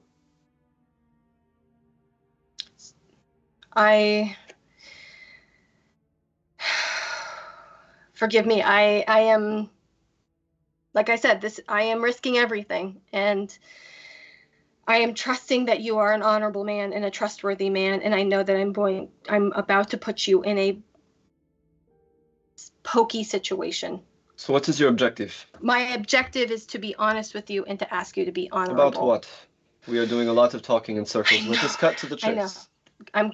The cutting to the chase is that I was recruited because I am an agent of the Sylvan Nation by a certain group of people here in Griffin who are tired of being subjugated And because I have certain skills of finding information out, that is why I'm here. And I am not just, I was honest with you. I want the best for everybody, not just the Sylvan people, but your people and everybody else who has been subjugated and put under the thumb of people who are cruel. And I think you know who I'm talking about in terms of who I was recruited by. And I don't want there to be any more bloodshed. Would you consider me cruel, Serafina? I have yet to see you act cruelly.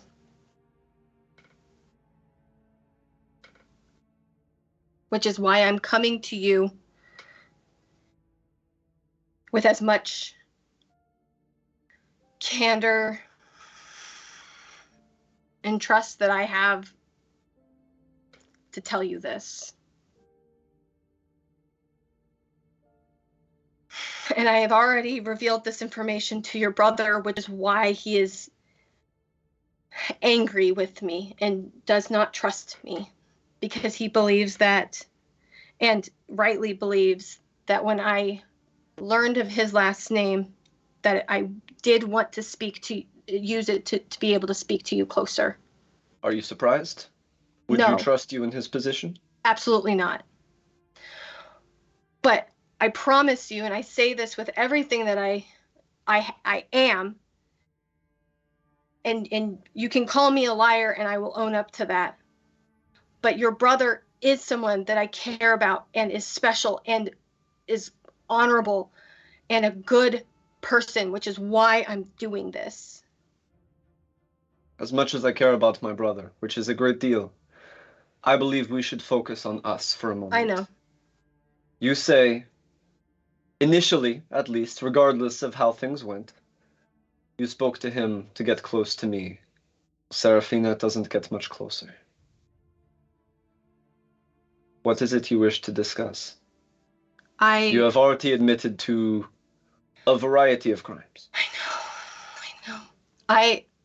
I'm asking you if you'd be willing to speak to someone that's a part of the resistance. I would not speak that word so loudly here. I know, but I'm trying to, you understand spycraft, you understand military matters.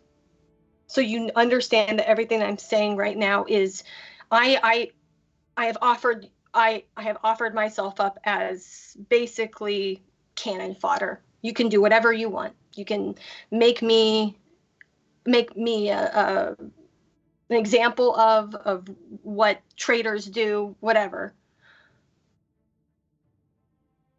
But based off of what you told me just the other night, is that you see that the people of Griffin are hurting. And all the people of this organization wants is for the people of Griffin to have a say in their own lives. And we know how last year went. It did not do anything but hurt the lives of innocent people.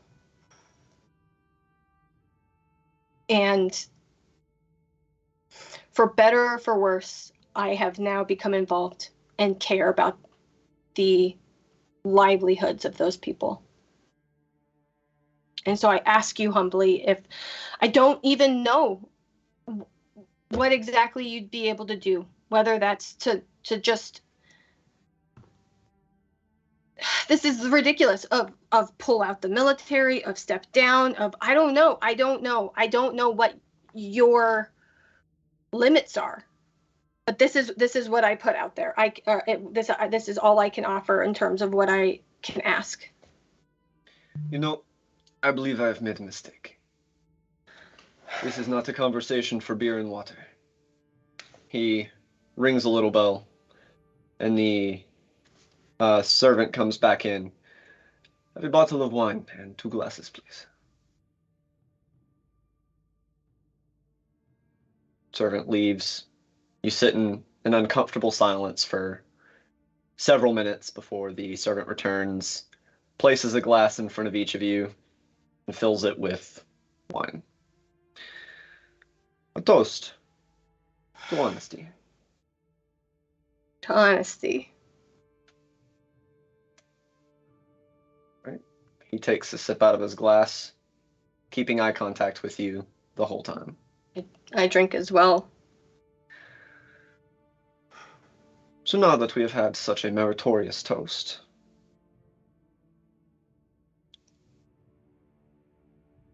you don't know what my bounds of capability are. What are you hoping for? Regardless of what injustices have been perpetrated either prior to my arrival or after it, what if I'm actually a monster? What if I don't care about what happened during the Black Sunset? It is easy to speak pretty words when meeting strangers. I would say that I am just as much of a monster as you then, because I have been on this earth for 100 years, and 75 of those has been actions of cruelty. He raises his glass and he says, "To long lives." Toasts you again. Takes another drink. But I like to think, while I have also done cruel things, that I do my best. No, you're right. I don't like the way things are done. It is not honorable nor befitting of the Karathi Empire. But what is less honorable, Serafina? To do wrong by another people? Is it treason to go against my orders and my responsibilities as a commander, as a soldier of Karath, as a citizen of Karath? Is it really a betrayal of my people or just a betrayal of our king? Is it even a betrayal of our king if he doesn't even know how things are going? There are a lot of questions, and it is a complex situation, Seraphina.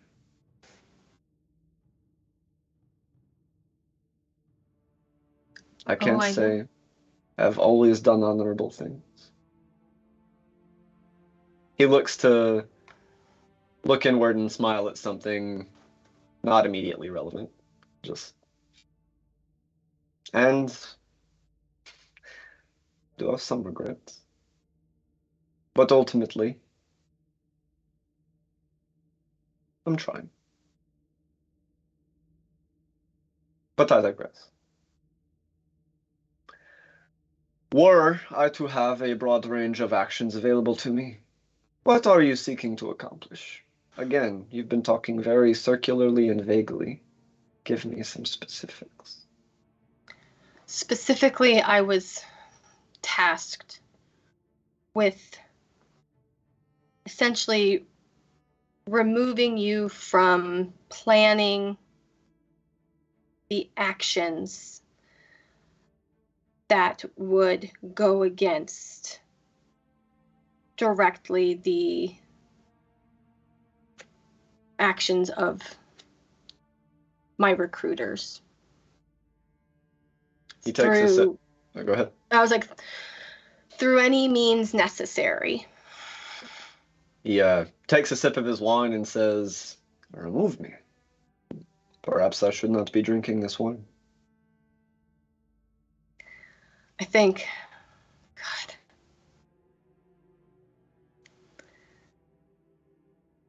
Never mind. I'm not going to do that. Never mind. We're good. It's fine. On the spot thinking. It's fine. It's fine.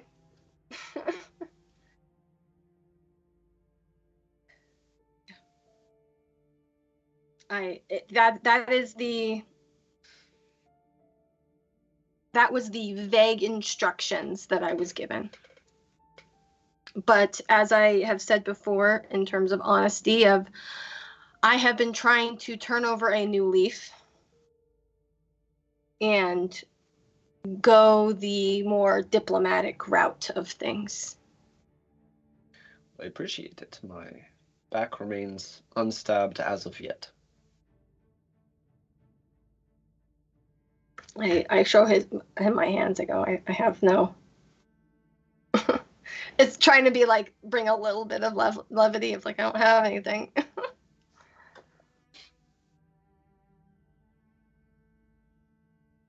So the vague goal of removing my presence. But you still have not answered what you want of me. What you are trying to accomplish with this meeting here at this table right now. I guess that this meeting is my plea for you to come and talk and listen and maybe be swayed by our position. So you want me, one of the hated governors, and also the military commander of the forces here, to willingly and without the knowledge of the other governors meet those who would see me dead for a meeting, clandestine. Doesn't sound very safe. I know. But if it makes you feel better, I would be willing to murder the people that I'm trying to get you to set up with in order to make sure that you're safe. Strong loyalties. Complicated loyalties. Sounds like it. I say this mostly lightheartedly as a assurance of, if you'd be willing, and you could even call the spot, but, and I'm sure that you've already guessed it, or maybe not, and I'm just blowing everybody's cover at this point, but at least one, Apollinaire, my uncle. I was wondering. Yes. I figured, and you're not a dumb man, so I figured you'd put that together. Flattery always does the trick, huh? It's what I do, good sir. He looks unflattered. No, I know. It's a habit. If you could call the place, I would. If we would bring one of the people who I believe is the most likely to listen and to be able to negotiate on behalf of this organization. And maybe, just maybe, the two of you could work something out.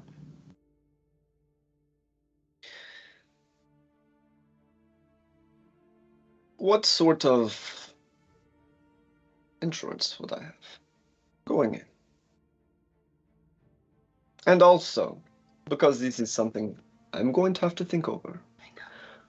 How do I get a hold of you? I create, using one of my second spell slots, a fox. So it has 32 hours to use. Sylvan sorcery. Sylvan sorcery, yes. Interesting. Interesting. So you have, with this, and I sort of present it to him, you have 32 hours to make a decision. When whatever that decision is, speak to it, and it will find me, and we can go from there. If I do not hear from you in 32 hours, I can assume that it's a no. And I will probably be running for my life. Assurances? You have me as a Sylvan agent. And you can use me as an example. For all I know, you will slip away tonight, and I will never see you or have the opportunity again. I don't. If you tell me how you want to have assurances, I will. That I stay here. I will. High or low? Oh, fuck me. I'm gonna go with the. I'm gonna go with the party high. I'm gonna go with the party high. If you all fuck me over, A good choice. I'm gonna The be dice pissed. gods will be pleased.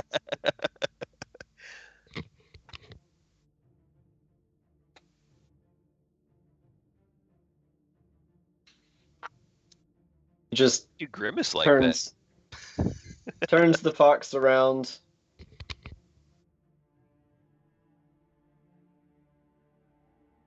Go and enjoy the party. Doesn't look at you, just still examining the fox. I down the rest of the wine and walk out. Before you go, Yes. like as you're at the door, how did my brother react? Hurt. But I think that he understood. Are you still speaking? He said that he would see me around the Drake.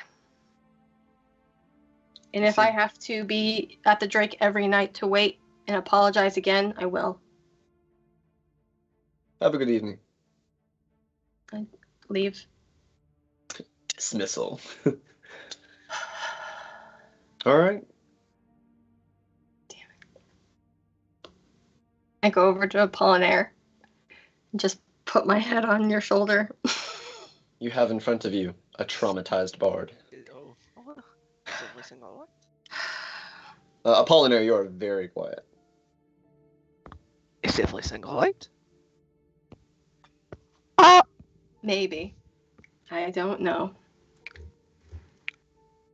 But we've been suggested to enjoy the party. And so let's go find Roderick. He's right over there. That But sounds make our way. Was it positive or? I think I would like to be optimistic. I would like to be optimistic and say that he will meet with VP. But I don't know. Vice president. Sorry. No, it's okay. I'm just trying to be. No. I totally got it. I couldn't resist. But I was like, if things didn't go well, then you're gonna have to find yourself a new bard. Why would we have to do that? Don't worry about it. That is very ominous statement. I know, but we can't talk here. We can't talk here. All right. And yeah. Has Spiros exited the private room, or is he still in there? I was just about to ask, does Gaia hear anything coming from inside of the... Okay. Nope. Maybe once... the occasional sound of a goblet or a salad bowl moving. The crunch of lettuce. Once the talking kind of dies down, she'll, rush down to the bar, try to locate any members of the party, just to make sure that everything's okay. And if it is, then she'll jump up to the bar and just do cat things, such as knocking things off of the bar. Wow! You are almost immediately physically expelled from the bar, chased out with a broom and or physically lifted and tossed. These cats, they grow bolder by the day. But yeah, Roderick is crazy easy to spot. It wouldn't be super hard to find Apollinaire and Seraphina either. Okay. Yeah, Brave she'll bot. turn back to her regular form. And just say, I could not really tell what you were saying, just kind of murmurs, but did it go well? Perhaps we should call it an early night. Did it go well, though? Sounds like a little more. Oh, I see. Okay, I mean, it is better than nothing. It's in his court. I've done what I can. And let us hope that it is what it is, because I again am giving it to, oh God, I can't even speak. Let's Let's just step Let's go outside. home, It is very please. close in here. I'm very warm. I'm very warm.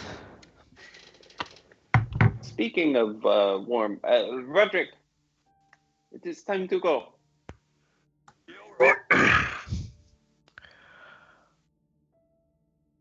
Roderick's departure is met with dissatisfaction by a great many soldiers. It's like, there's plenty of partying left to be done. Whatever, asshole, we'll see you next time. Kind of thing. Yeah. Y'all heading back to the Seven Jesters? I feel like if we're going to discuss things along the way, we might not. Yeah, I was gonna say, I If we mostly wait just wanted to us to get there- outside to discuss, like, away from the immediate press of what may potentially very soon be the enemy. So where are y'all going? Outside I would say to an alley, probably. towards the jesters, but speaking along the way, or honestly, wherever you guys just lead Roderick is where Like I he's said, gonna out go, a little so. bit away from the Drake. What to like once the crowd starts, there starts to be no crowd, into an alley. Easily done. No one else is celebrating tonight except the Thunderlances, so or I guess I can't say nobody, but that's the concentration is right there around the Rowdy Drake. Only the really dedicated alcoholics are out aside from the Thunderlances. But so into an alley. So what happened? I told him everything. No, not quite everything. I didn't talk about Gaia or Roderick, but unfortunately, Apollinaire, you and I are got in terms of. Wait, what? In terms, he suspected, and in transparency, and in the hopes of honesty and honor, I offered myself as cannon fodder if this doesn't work. So that maybe if I use myself as a Sylvan agent, that the resistance could continue without me in order to gain the trust of Spiros. He made the good point that people hate him because he is a leader, one of the oppressors. But I gave him one of my foxes. He has 32 hours. 32 hours is a long time, Seraphina. I know. But how would you feel if I did 8 hours? Like, oh, you have to tell me in 8 hours or 24 hours. My hope is that by giving him that much time, that maybe he'll see that this is. Okay, here's the thing. I am a liar. I know that I am a liar. I have been a liar. And how do you, there's no way but to be the complete opposite when you're trying to earn the trust of people, which sucks. Because again, I could have just put him to sleep and killed him right then and there. But I didn't. And now I am there. That's what I've done. And frankly, he made the point of like, where is my loyalties? I don't even know anymore. My loyalties are to the three of you and to the things that you care about. Because not even my own people actually care about me. I'm just useful.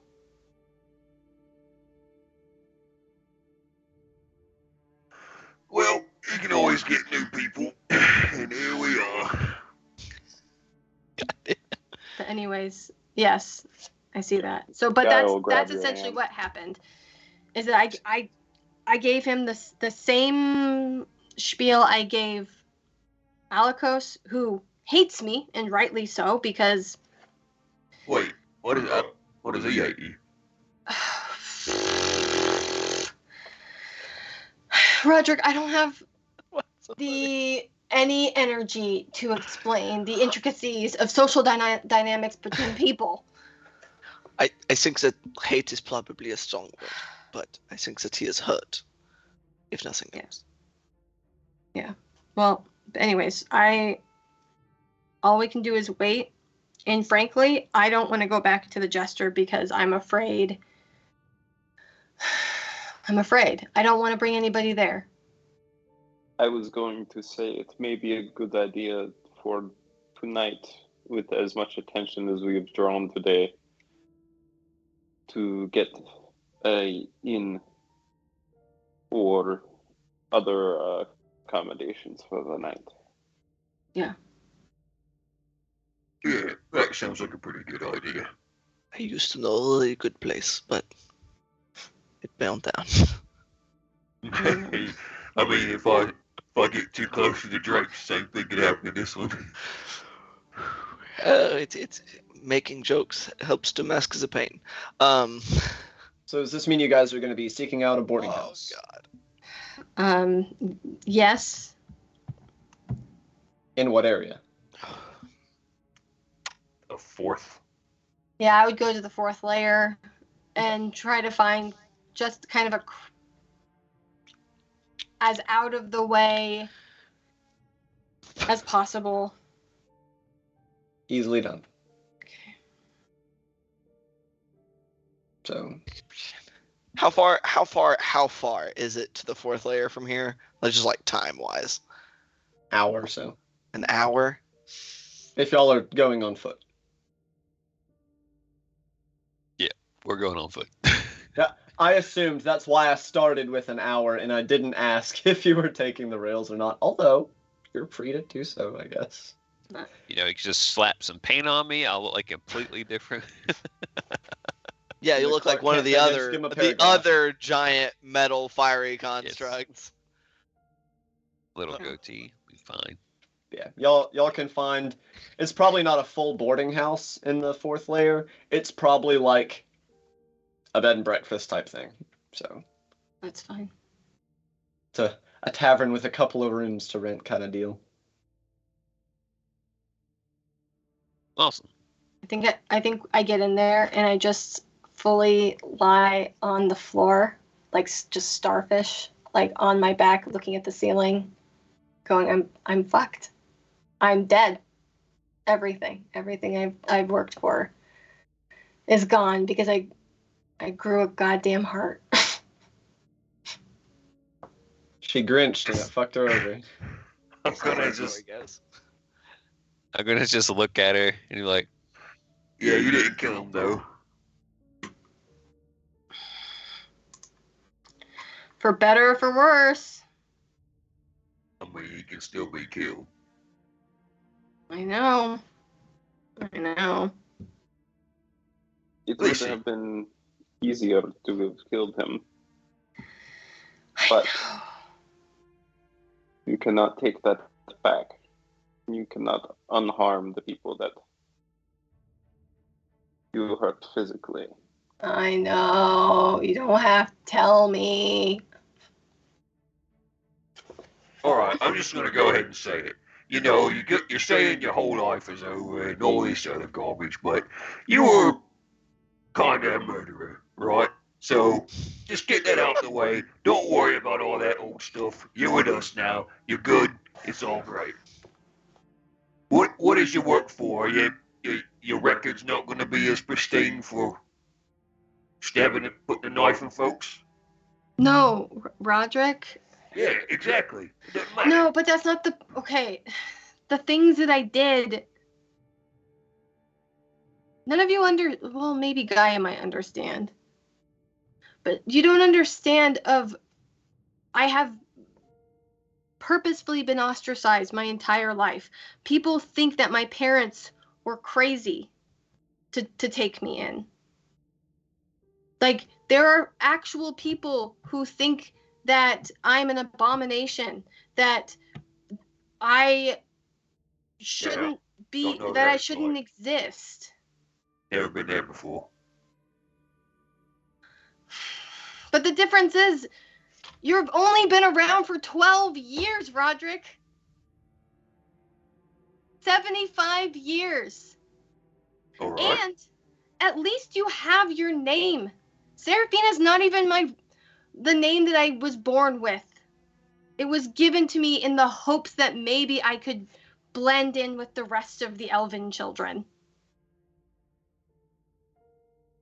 And so this is not even really me.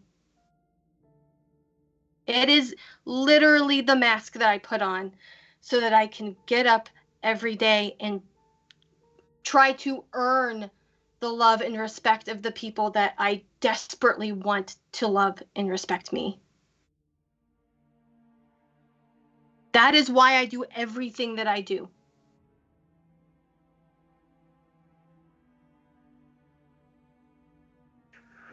All right, so you need to put on a mask so that people will love and respect you. So I don't think that's much of a mask, right?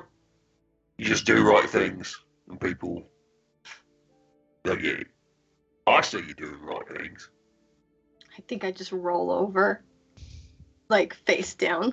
I feel like you're making this a lot more complicated than you need to make it. You're turning into a good person. What's the hassle here? Roderick, perhaps it is best to leave her be for the night, okay? I was trying to understand. She is distraught. Well, you didn't say that to Gaia, so Gaia's gonna punch Seraphina in the back. You're gonna what? She's gonna punch you in the back. Gaia, no! No. Stop that.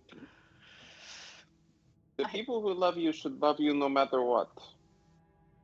You don't have to earn their love.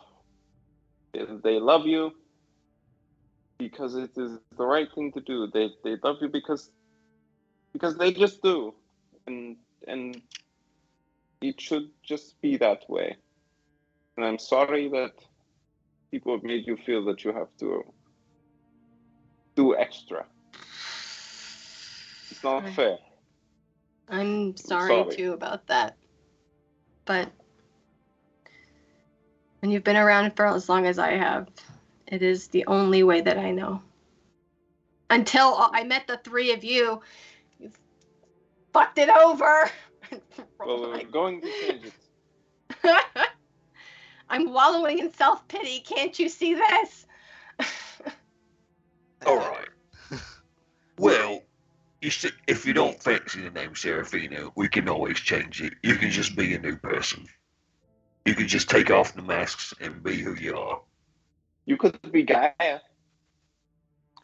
But only you could be Gaia as well as you are. But I mean, I'm fine with sharing. You could be second-rate Gaia. Wow. That's fucked up. Hey, Seraphina said it herself. No one can be Gaia as well as Gaia can be. So anyone compared to Gaia would be second-rate Gaia. Still True. mean to say out loud. That's okay. Not to hurry things along, but is anyone going to be doing anything for the rest of the evening? No, just wallowing. I A am wallow. desperately engaged in mental warfare with myself on whether to do something. Roderick. Guys, oh, I said Roderick will periodically throw out names, suggestions for Seraphina. Logic, just let the Regina's a really nice name, and it also has the Ina on the end. I mean, it's kind of the same but different. But in the spirit of keeping things moving, Yeah. the next day, are y'all heading back to the Seven Jesters, or what are you doing? Did she ever get an answer? Not that night, no. Okay.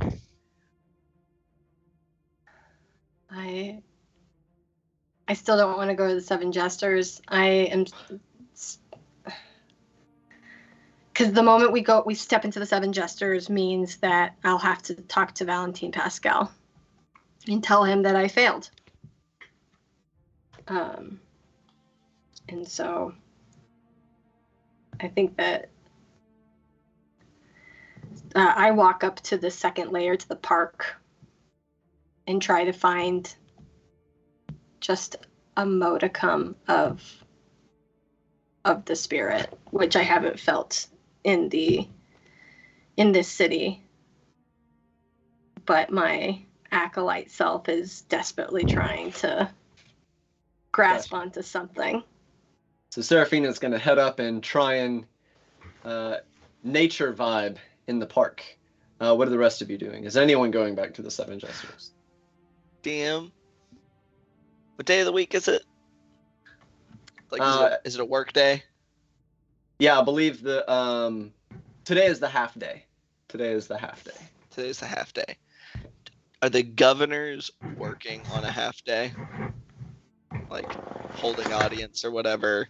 I mean, like, working. Or like, I'm trying to say, like, are the odds good that the governors would be at the The fucking- Citadel, yeah. the Citadel, or at like their private residence?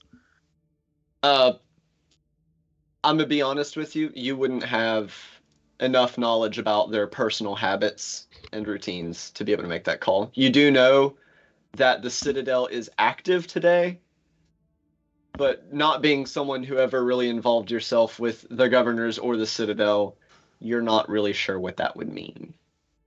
Maybe just like they take turns, maybe they're all there, maybe none of them are there. You don't know.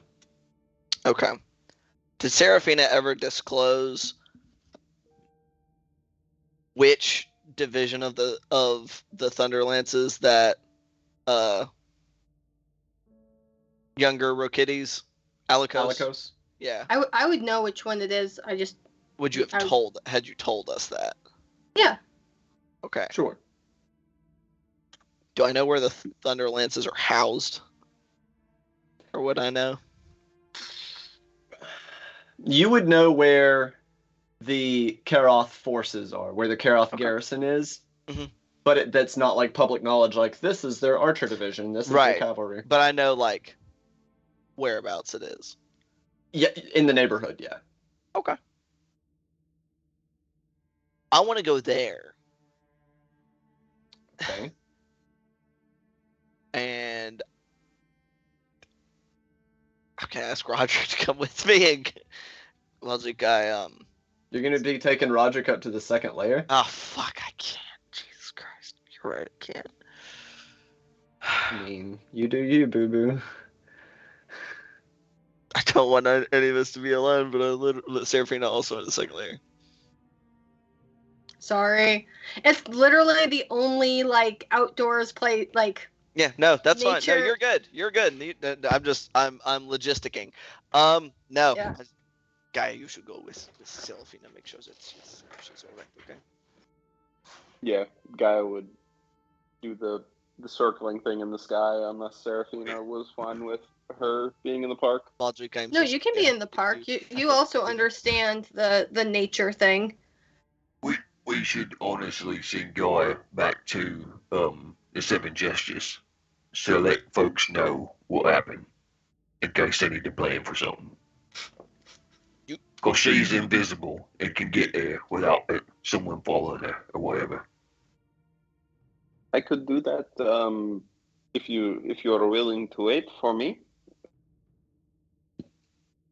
Sure. Or I can meet you at that park that you're talking about.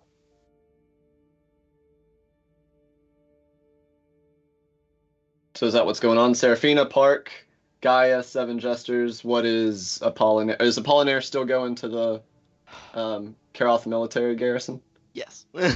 Yes. And what is Roderick doing? I'll go to Durden Road, check on my people. We can Fuck, all I feel so slow the bad fuck for up. can't go anywhere. We're not splitting the party. We're quad splitting. I was the party. trying to not split the party. I didn't have a choice. Fracturing the party. Yeah. You Split. gave me no choice. Split. You mean shattered? It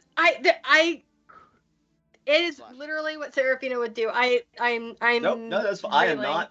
I'm not complaining at all. I'm laughing. No, There's a difference. I know. I just feel bad because it's like strategically it's not the smartest move, but also my hope is that because it is a public park that it will also prove to Spiros if he has his network of people that they see me.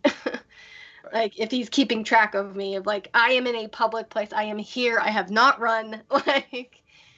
So we're going to we're going to go in the circle, but we're starting with Gaia. Gaia, you vanish and head over to the Seven Jesters. The first thing you'll notice is there's not the one like slightly concealed person in the alleyway that acted as the door guard. There's like visibly 7 or 8 people standing around with poorly concealed weapons and coats and stuff, and another 2 or 3 in the alleyway when you arrive.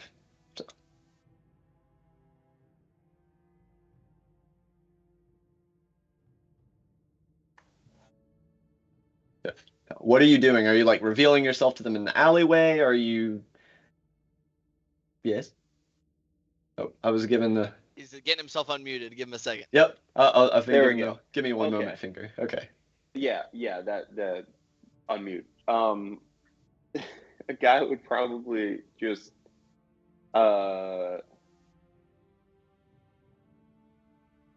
was she given warning to not be seen to go in and going into the Seven Dressers?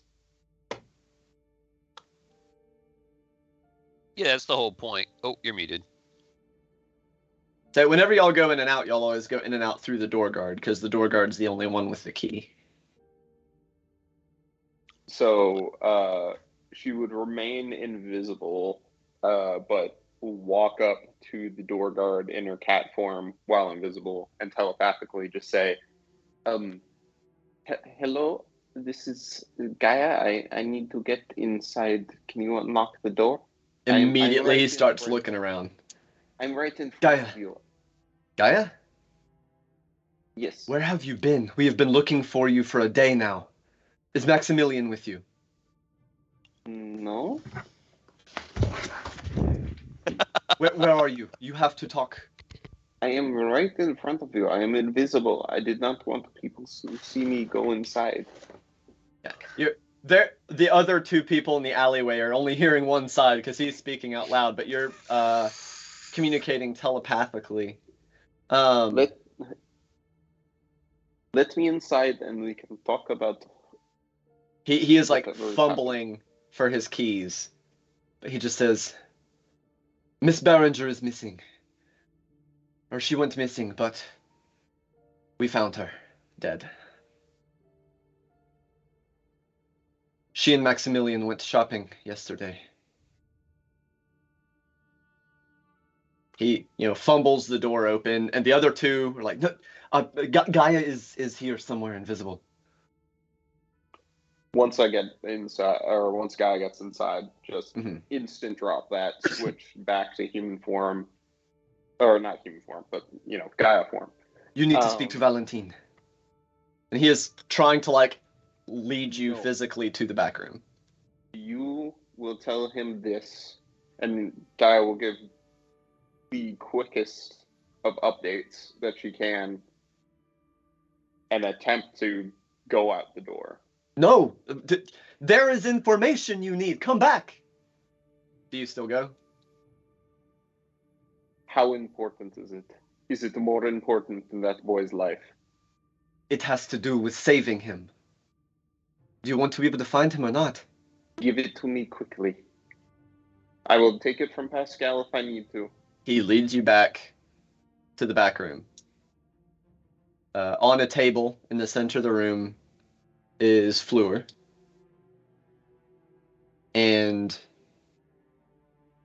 her shirt has been cut off, and there have been words carved into her chest. You can't see what they are from the first angle when you walk in. But the body is not in good shape. Guy would jump up onto the table to see what it says. It appears to be an address. It's the medieval version of an address. Like, it gives a street. Is there anything else I need to know? Do you know what's going on? It's Valentine. And I know Valentine, that when you there are walk in, people- where have you been? It is unimportant. This man here will tell you what has happened. We have been Is out of there communication anything with else? you for a day. Is there anything else that I need to know to save Maximilian's life? No.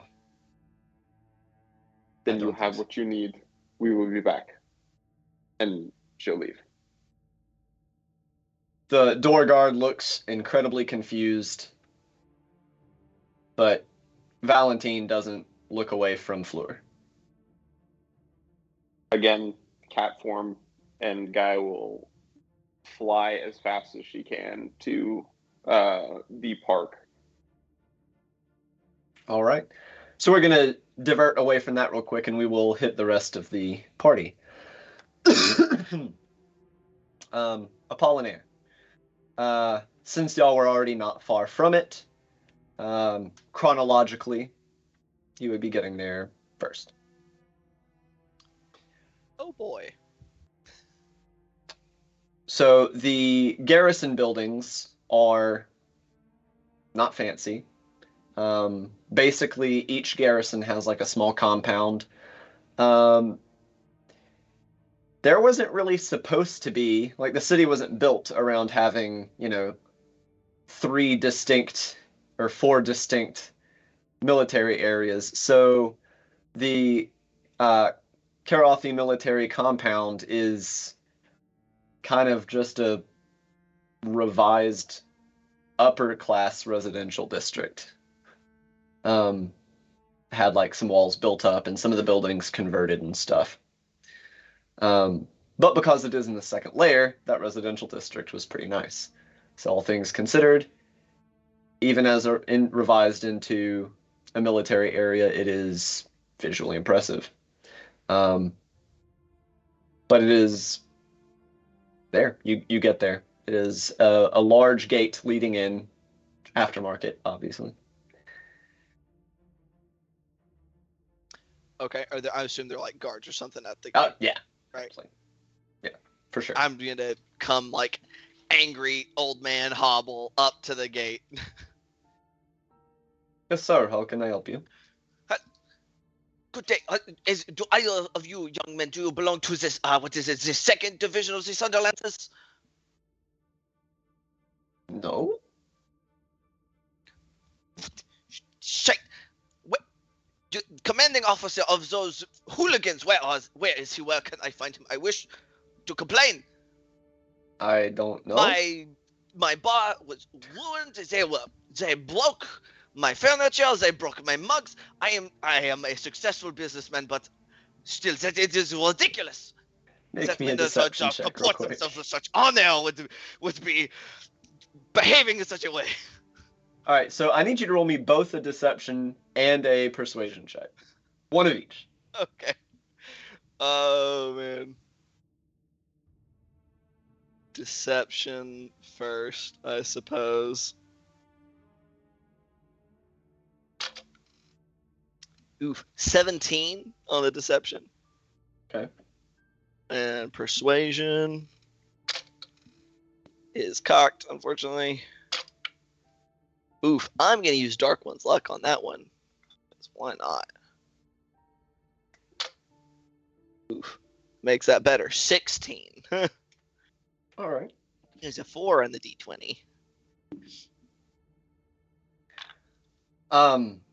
But all complaints should be done through the formal offices. It is absurd. You know full well, you do not bullshit me, boy, that it will go nowhere if it is sent to the government. I know he is in there. He is hung over and just sitting on his ass.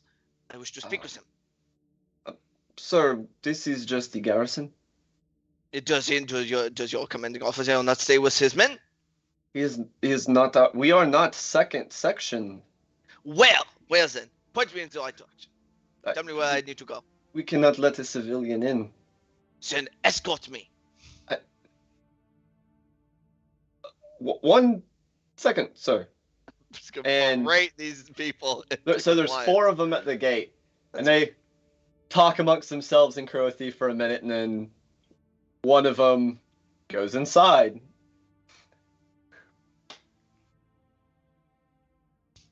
About 20 minutes later, I don't know how long you're sitting around.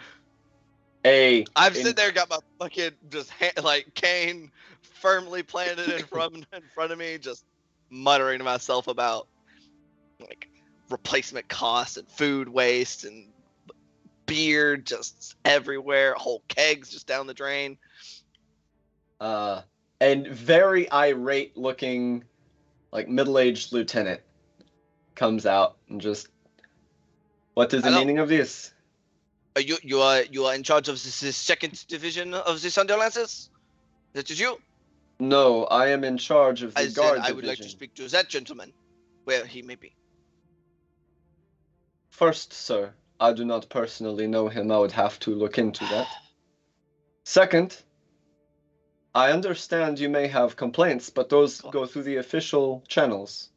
As I said to you are not entitled to an audience with the military personnel. I apologize for the inconvenience. Where might he be? I would not know, sir. Please file your complaints through the official channels. Fuck.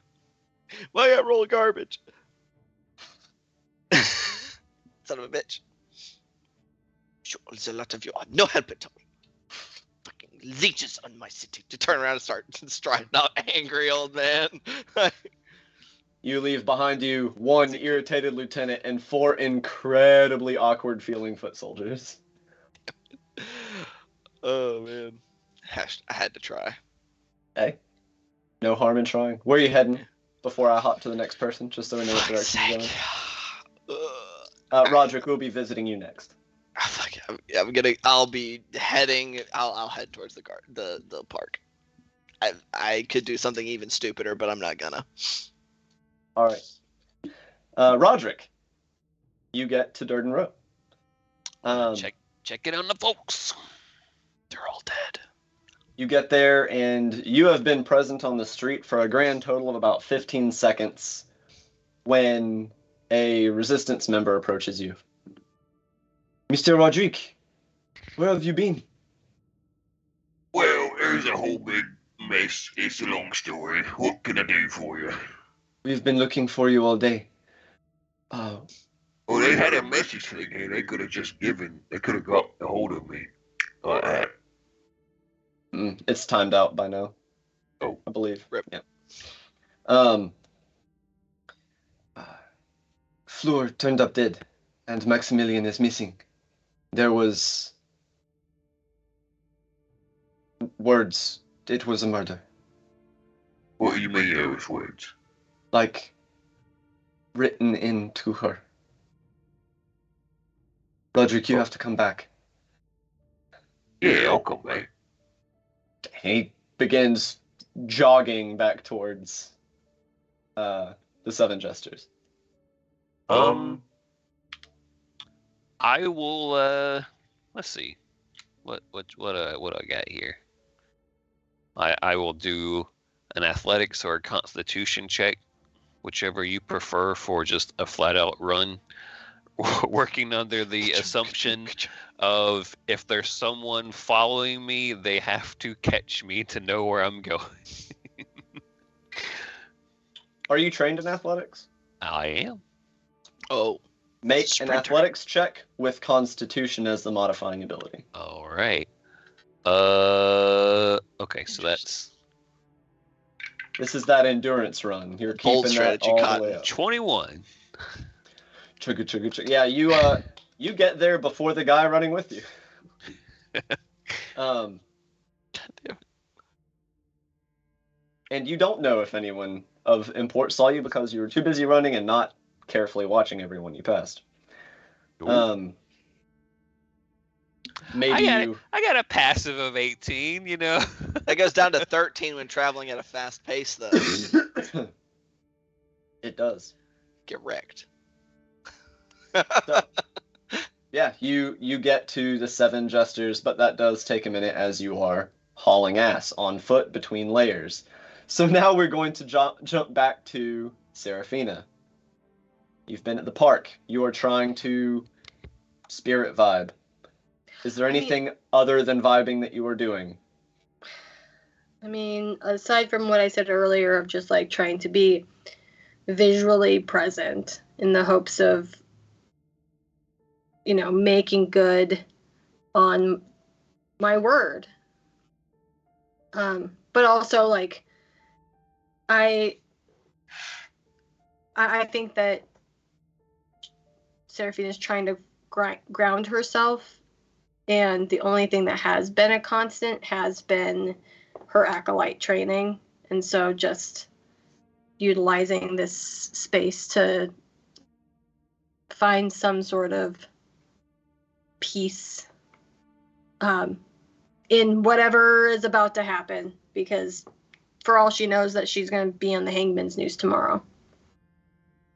High or low? Fuck me. I don't know. I hate all of you. What the fuck did I do? Ian, it's all your fault. How could you? I'll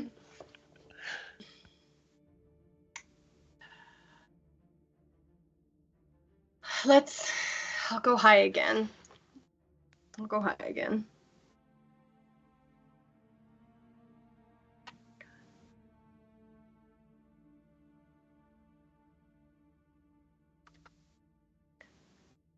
Walk in, sit down near some fountains and topiary. Just kind of trying to, you know, be as close to nature as is possible in this big city. Desperately just trying to, like, plants, nature, sunlight, water. Dear God, please, I need this so bad. Yeah, it's just like basically calling to the spirit, going like, I haven't like when talked you're in a long while. Yeah, when you're super stressed and you like trying to force yourself to relax, but it's kind of counterproductive because you're trying so hard to relax. Like that's kind of where you're at. Mm-hmm. And you just hear the sound of footsteps stopping. When you look up, you see Alikos wearing what appears suspiciously to be the same clothes as yesterday, and just like huge bags under his eyes, and he is looking at you with just a expressionless stare. I burst into tears. Why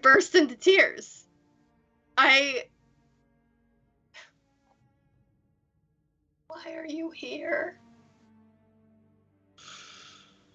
I was just gathering myself to ask you the same thing.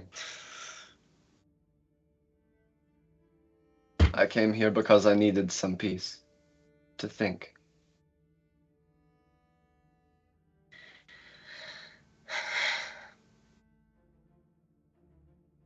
I'm sorry. I'm sorry.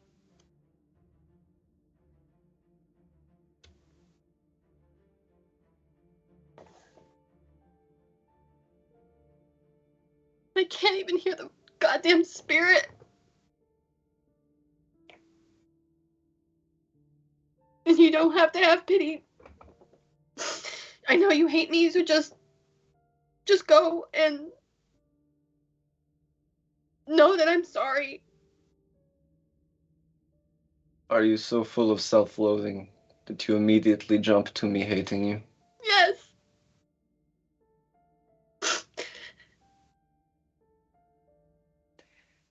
He doesn't move or say anything for a moment. You're busy crying. And then you hear/feel him sit down next to you on the bench. He still doesn't say anything, though.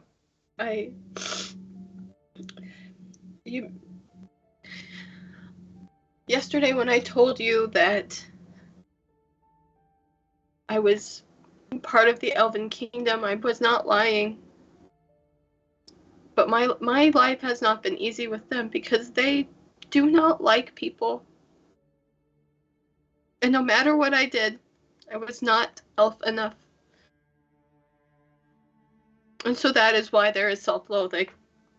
They even took my name in the hopes that I would be more elven. So, yes, I have self-loathing. Because I'm not even myself. I see.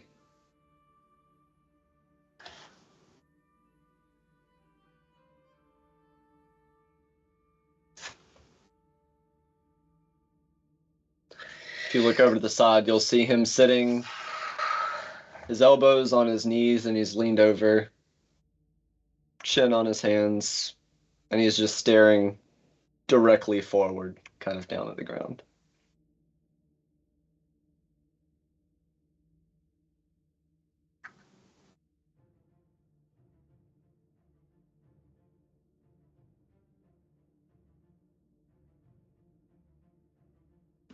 I think it's a lot of, once I say that, it's a lot of me trying to gather myself.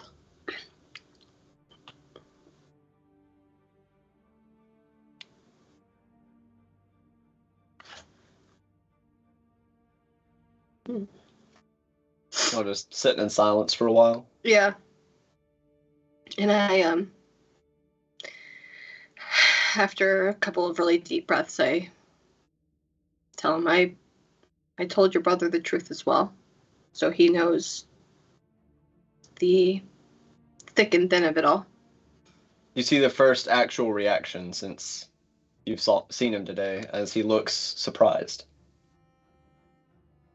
You told my brother? Yes. What inspired you to do that?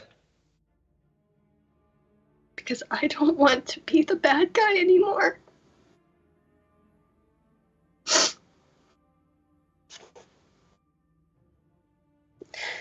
And I have finally found people who care, not just about what I can do, but who I am.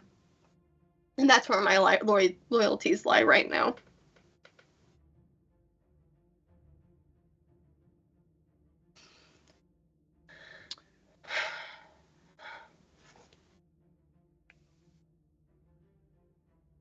How did he react? Do you know your brother? With very little pomp and circumstance. The question is, were you speaking to my brother or General?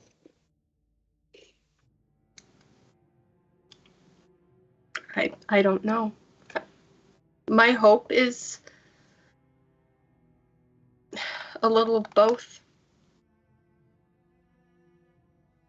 I'm hopeful that he is as honorable as he is because I have offered myself as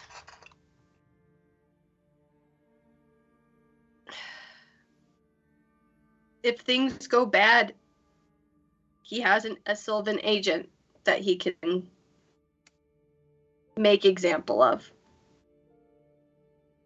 And that's why I'm sitting here in the middle of this stupid fucking park where I can't hear anything.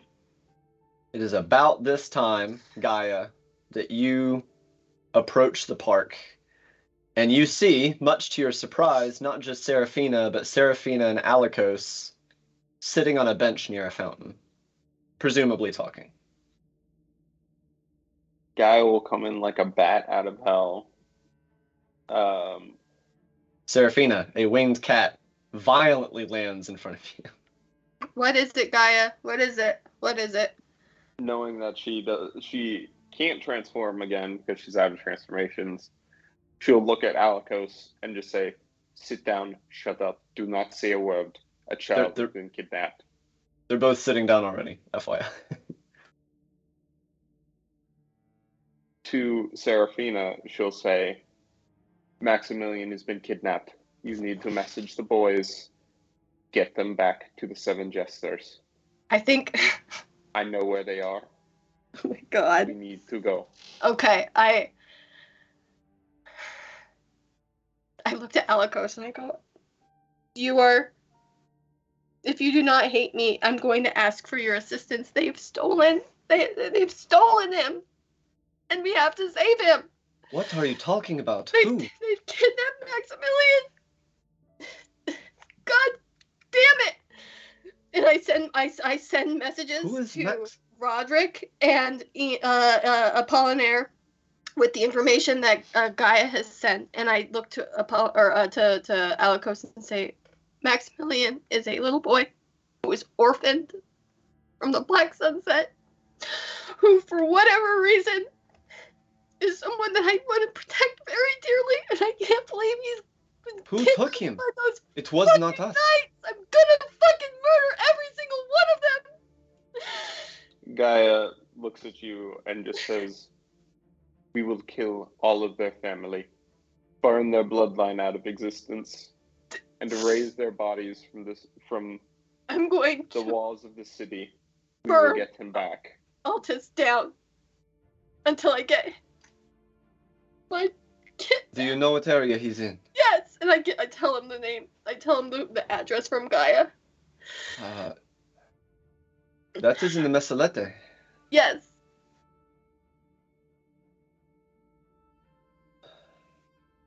And you think it was the Knights? Of course it is. They're cruel and would only do this kind of thing. To Alikos, Gaia will say, "Whoever it is, they will die today." He seems to have forgotten your previous rather important conflict. And he, whatever self-pitying and confusion he was feeling prior, now seems a little bit kicked into gear. I will have some trusted officers. Where are your people? They're on their way. I've sent them a message using some magic, a different magic that you've seen.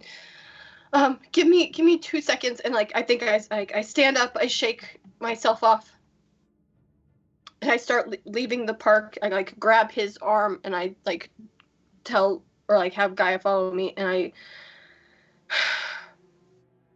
while I'm still in the park, I use a first level spell to send a fox message to Maximilian and say, please tell me you're okay. You're using sending? Oh no, you're using the I'm using my fox messenger. Yep. Sorry, I was mind blanking. No, it's okay. So, as you get to stand up, Alikos is the first assertive, obtrusive thing since you've met him. He grabs you firmly, looks you in the eye and says, "Can I trust you?" Just help me save him. Yes, you can trust me. Just help me save him. I'll meet you at the front gate. And he immediately stands up and power walks away. DM, would I run into Alikos on his way out? of the park on my way into the park? Brilliant question. No. I will say you will be arriving at about this time, but not through the same entrance that he is departing through. So Yeah, would have. What after I got whatever message, would have broken into a run. yeah, you sprint, you kind of meet in the middle. You were on your way in already, and they're rapidly on their way out. So you run into Gaia and Serafina as they are presumably hauling ass back out of the park. Roderick, what are you doing? You get the message while you are already on your way there. So you're probably halfway to the Seven Jesters when you receive the message. I would say that Roderick probably has no fucking clue where a random address is in the city if it weren't for the fact that he's been literally mapping the fucking city for like hours and hours. Well, and like I The said, it past wasn't few a days. specific, super specific address. It would be Right. like, kind of like you say Durden Row. They basically gave another location in the Messalete. Right. So It's yeah. a slum. It's like Pigsty Street or something like that. So yeah, just whatever direction change, we're going in that direction now. Just heel point turn, and you're heading Just- towards that area. Yeah. Tokyo Drift. Like- You know, there's some cobblestones being Sparks everywhere. It's sick. All right. Yeah, cast X. Everyone- Street, hit the nos. Everyone is hauling ass. Oh shit. I'm gonna say, using the rail system, which you can do because you don't have Roderick with you, you'll actually probably make it to the front gate before he does, or just around the same time. You guys convene on your way out of the front gate, and as you are approaching the Messalete, the Messalete is outside of the front gate of the city, but it doesn't have its own formal gates or fences or anything. The Messalete is a collection of ramshackle buildings, shanty buildings, built in a variety of styles and levels of quality because these are largely built by the people living here. And they all have a broad range of capability in doing so. As you are approaching, heading in the direction of the street that you have had indicated to you by the mutilated message on Fleur's chest, a nearby figure throws a hood back, and you see Alikos in almost conspicuously inconspicuous clothing. Like, you look at her like, dog, that looks like an assassin kind of thing going on. And he says, I could not get anyone else to come without raising suspicion, but I am here. Thank you. And that is where we are going to call the session for the night. Hey. You're not even gonna let Maximilian reply back to my message, unless it is those fucking lights. God damn it! Actually, you I know what? Magic nonsense. We'll take a couple more steps. We're 11 on the dot. We can go over by 2 or 3 minutes. You guys head through the Messalete, drawing a great deal of attention because you are immediately recognizable as not residents of the Messalete, and people don't willingly come here, generally speaking, unless they're trying to conduct some shady business, and you are not being nearly unobtrusive enough to be conducting illegal business. You get through the streets, and you get to the end of the road where y'all have been heading to. You look around frantically. It has gotten dark.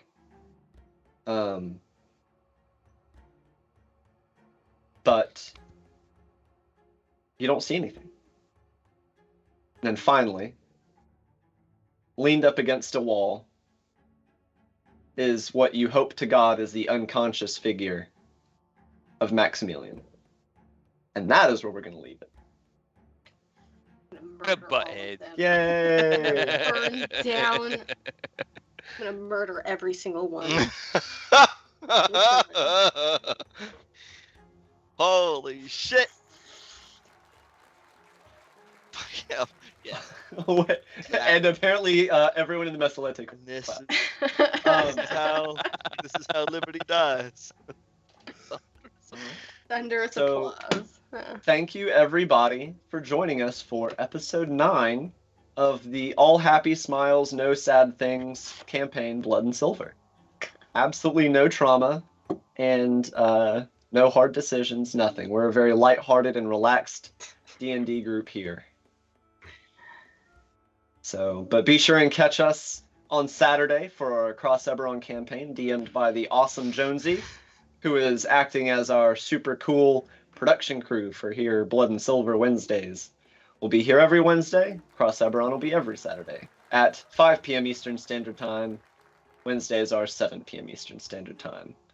As always, we're still continuing our charity. If someone wants to drop that, we are pairing with Extra Life for Children's Healthcare of Atlanta. Donate. Don't have to be all magical and wield a sword to be a hero. You can be a hero right here and right now. I have been informed we are raiding dungeon run, so stick around after we head out and see some other almost as cool as us TTRPG players do their thing. Have a great night, and I'll see you guys later. Bye. Find us on Facebook. Shut the fuck No. up. Go vote on Twitter for my new character for Saturday. Woo!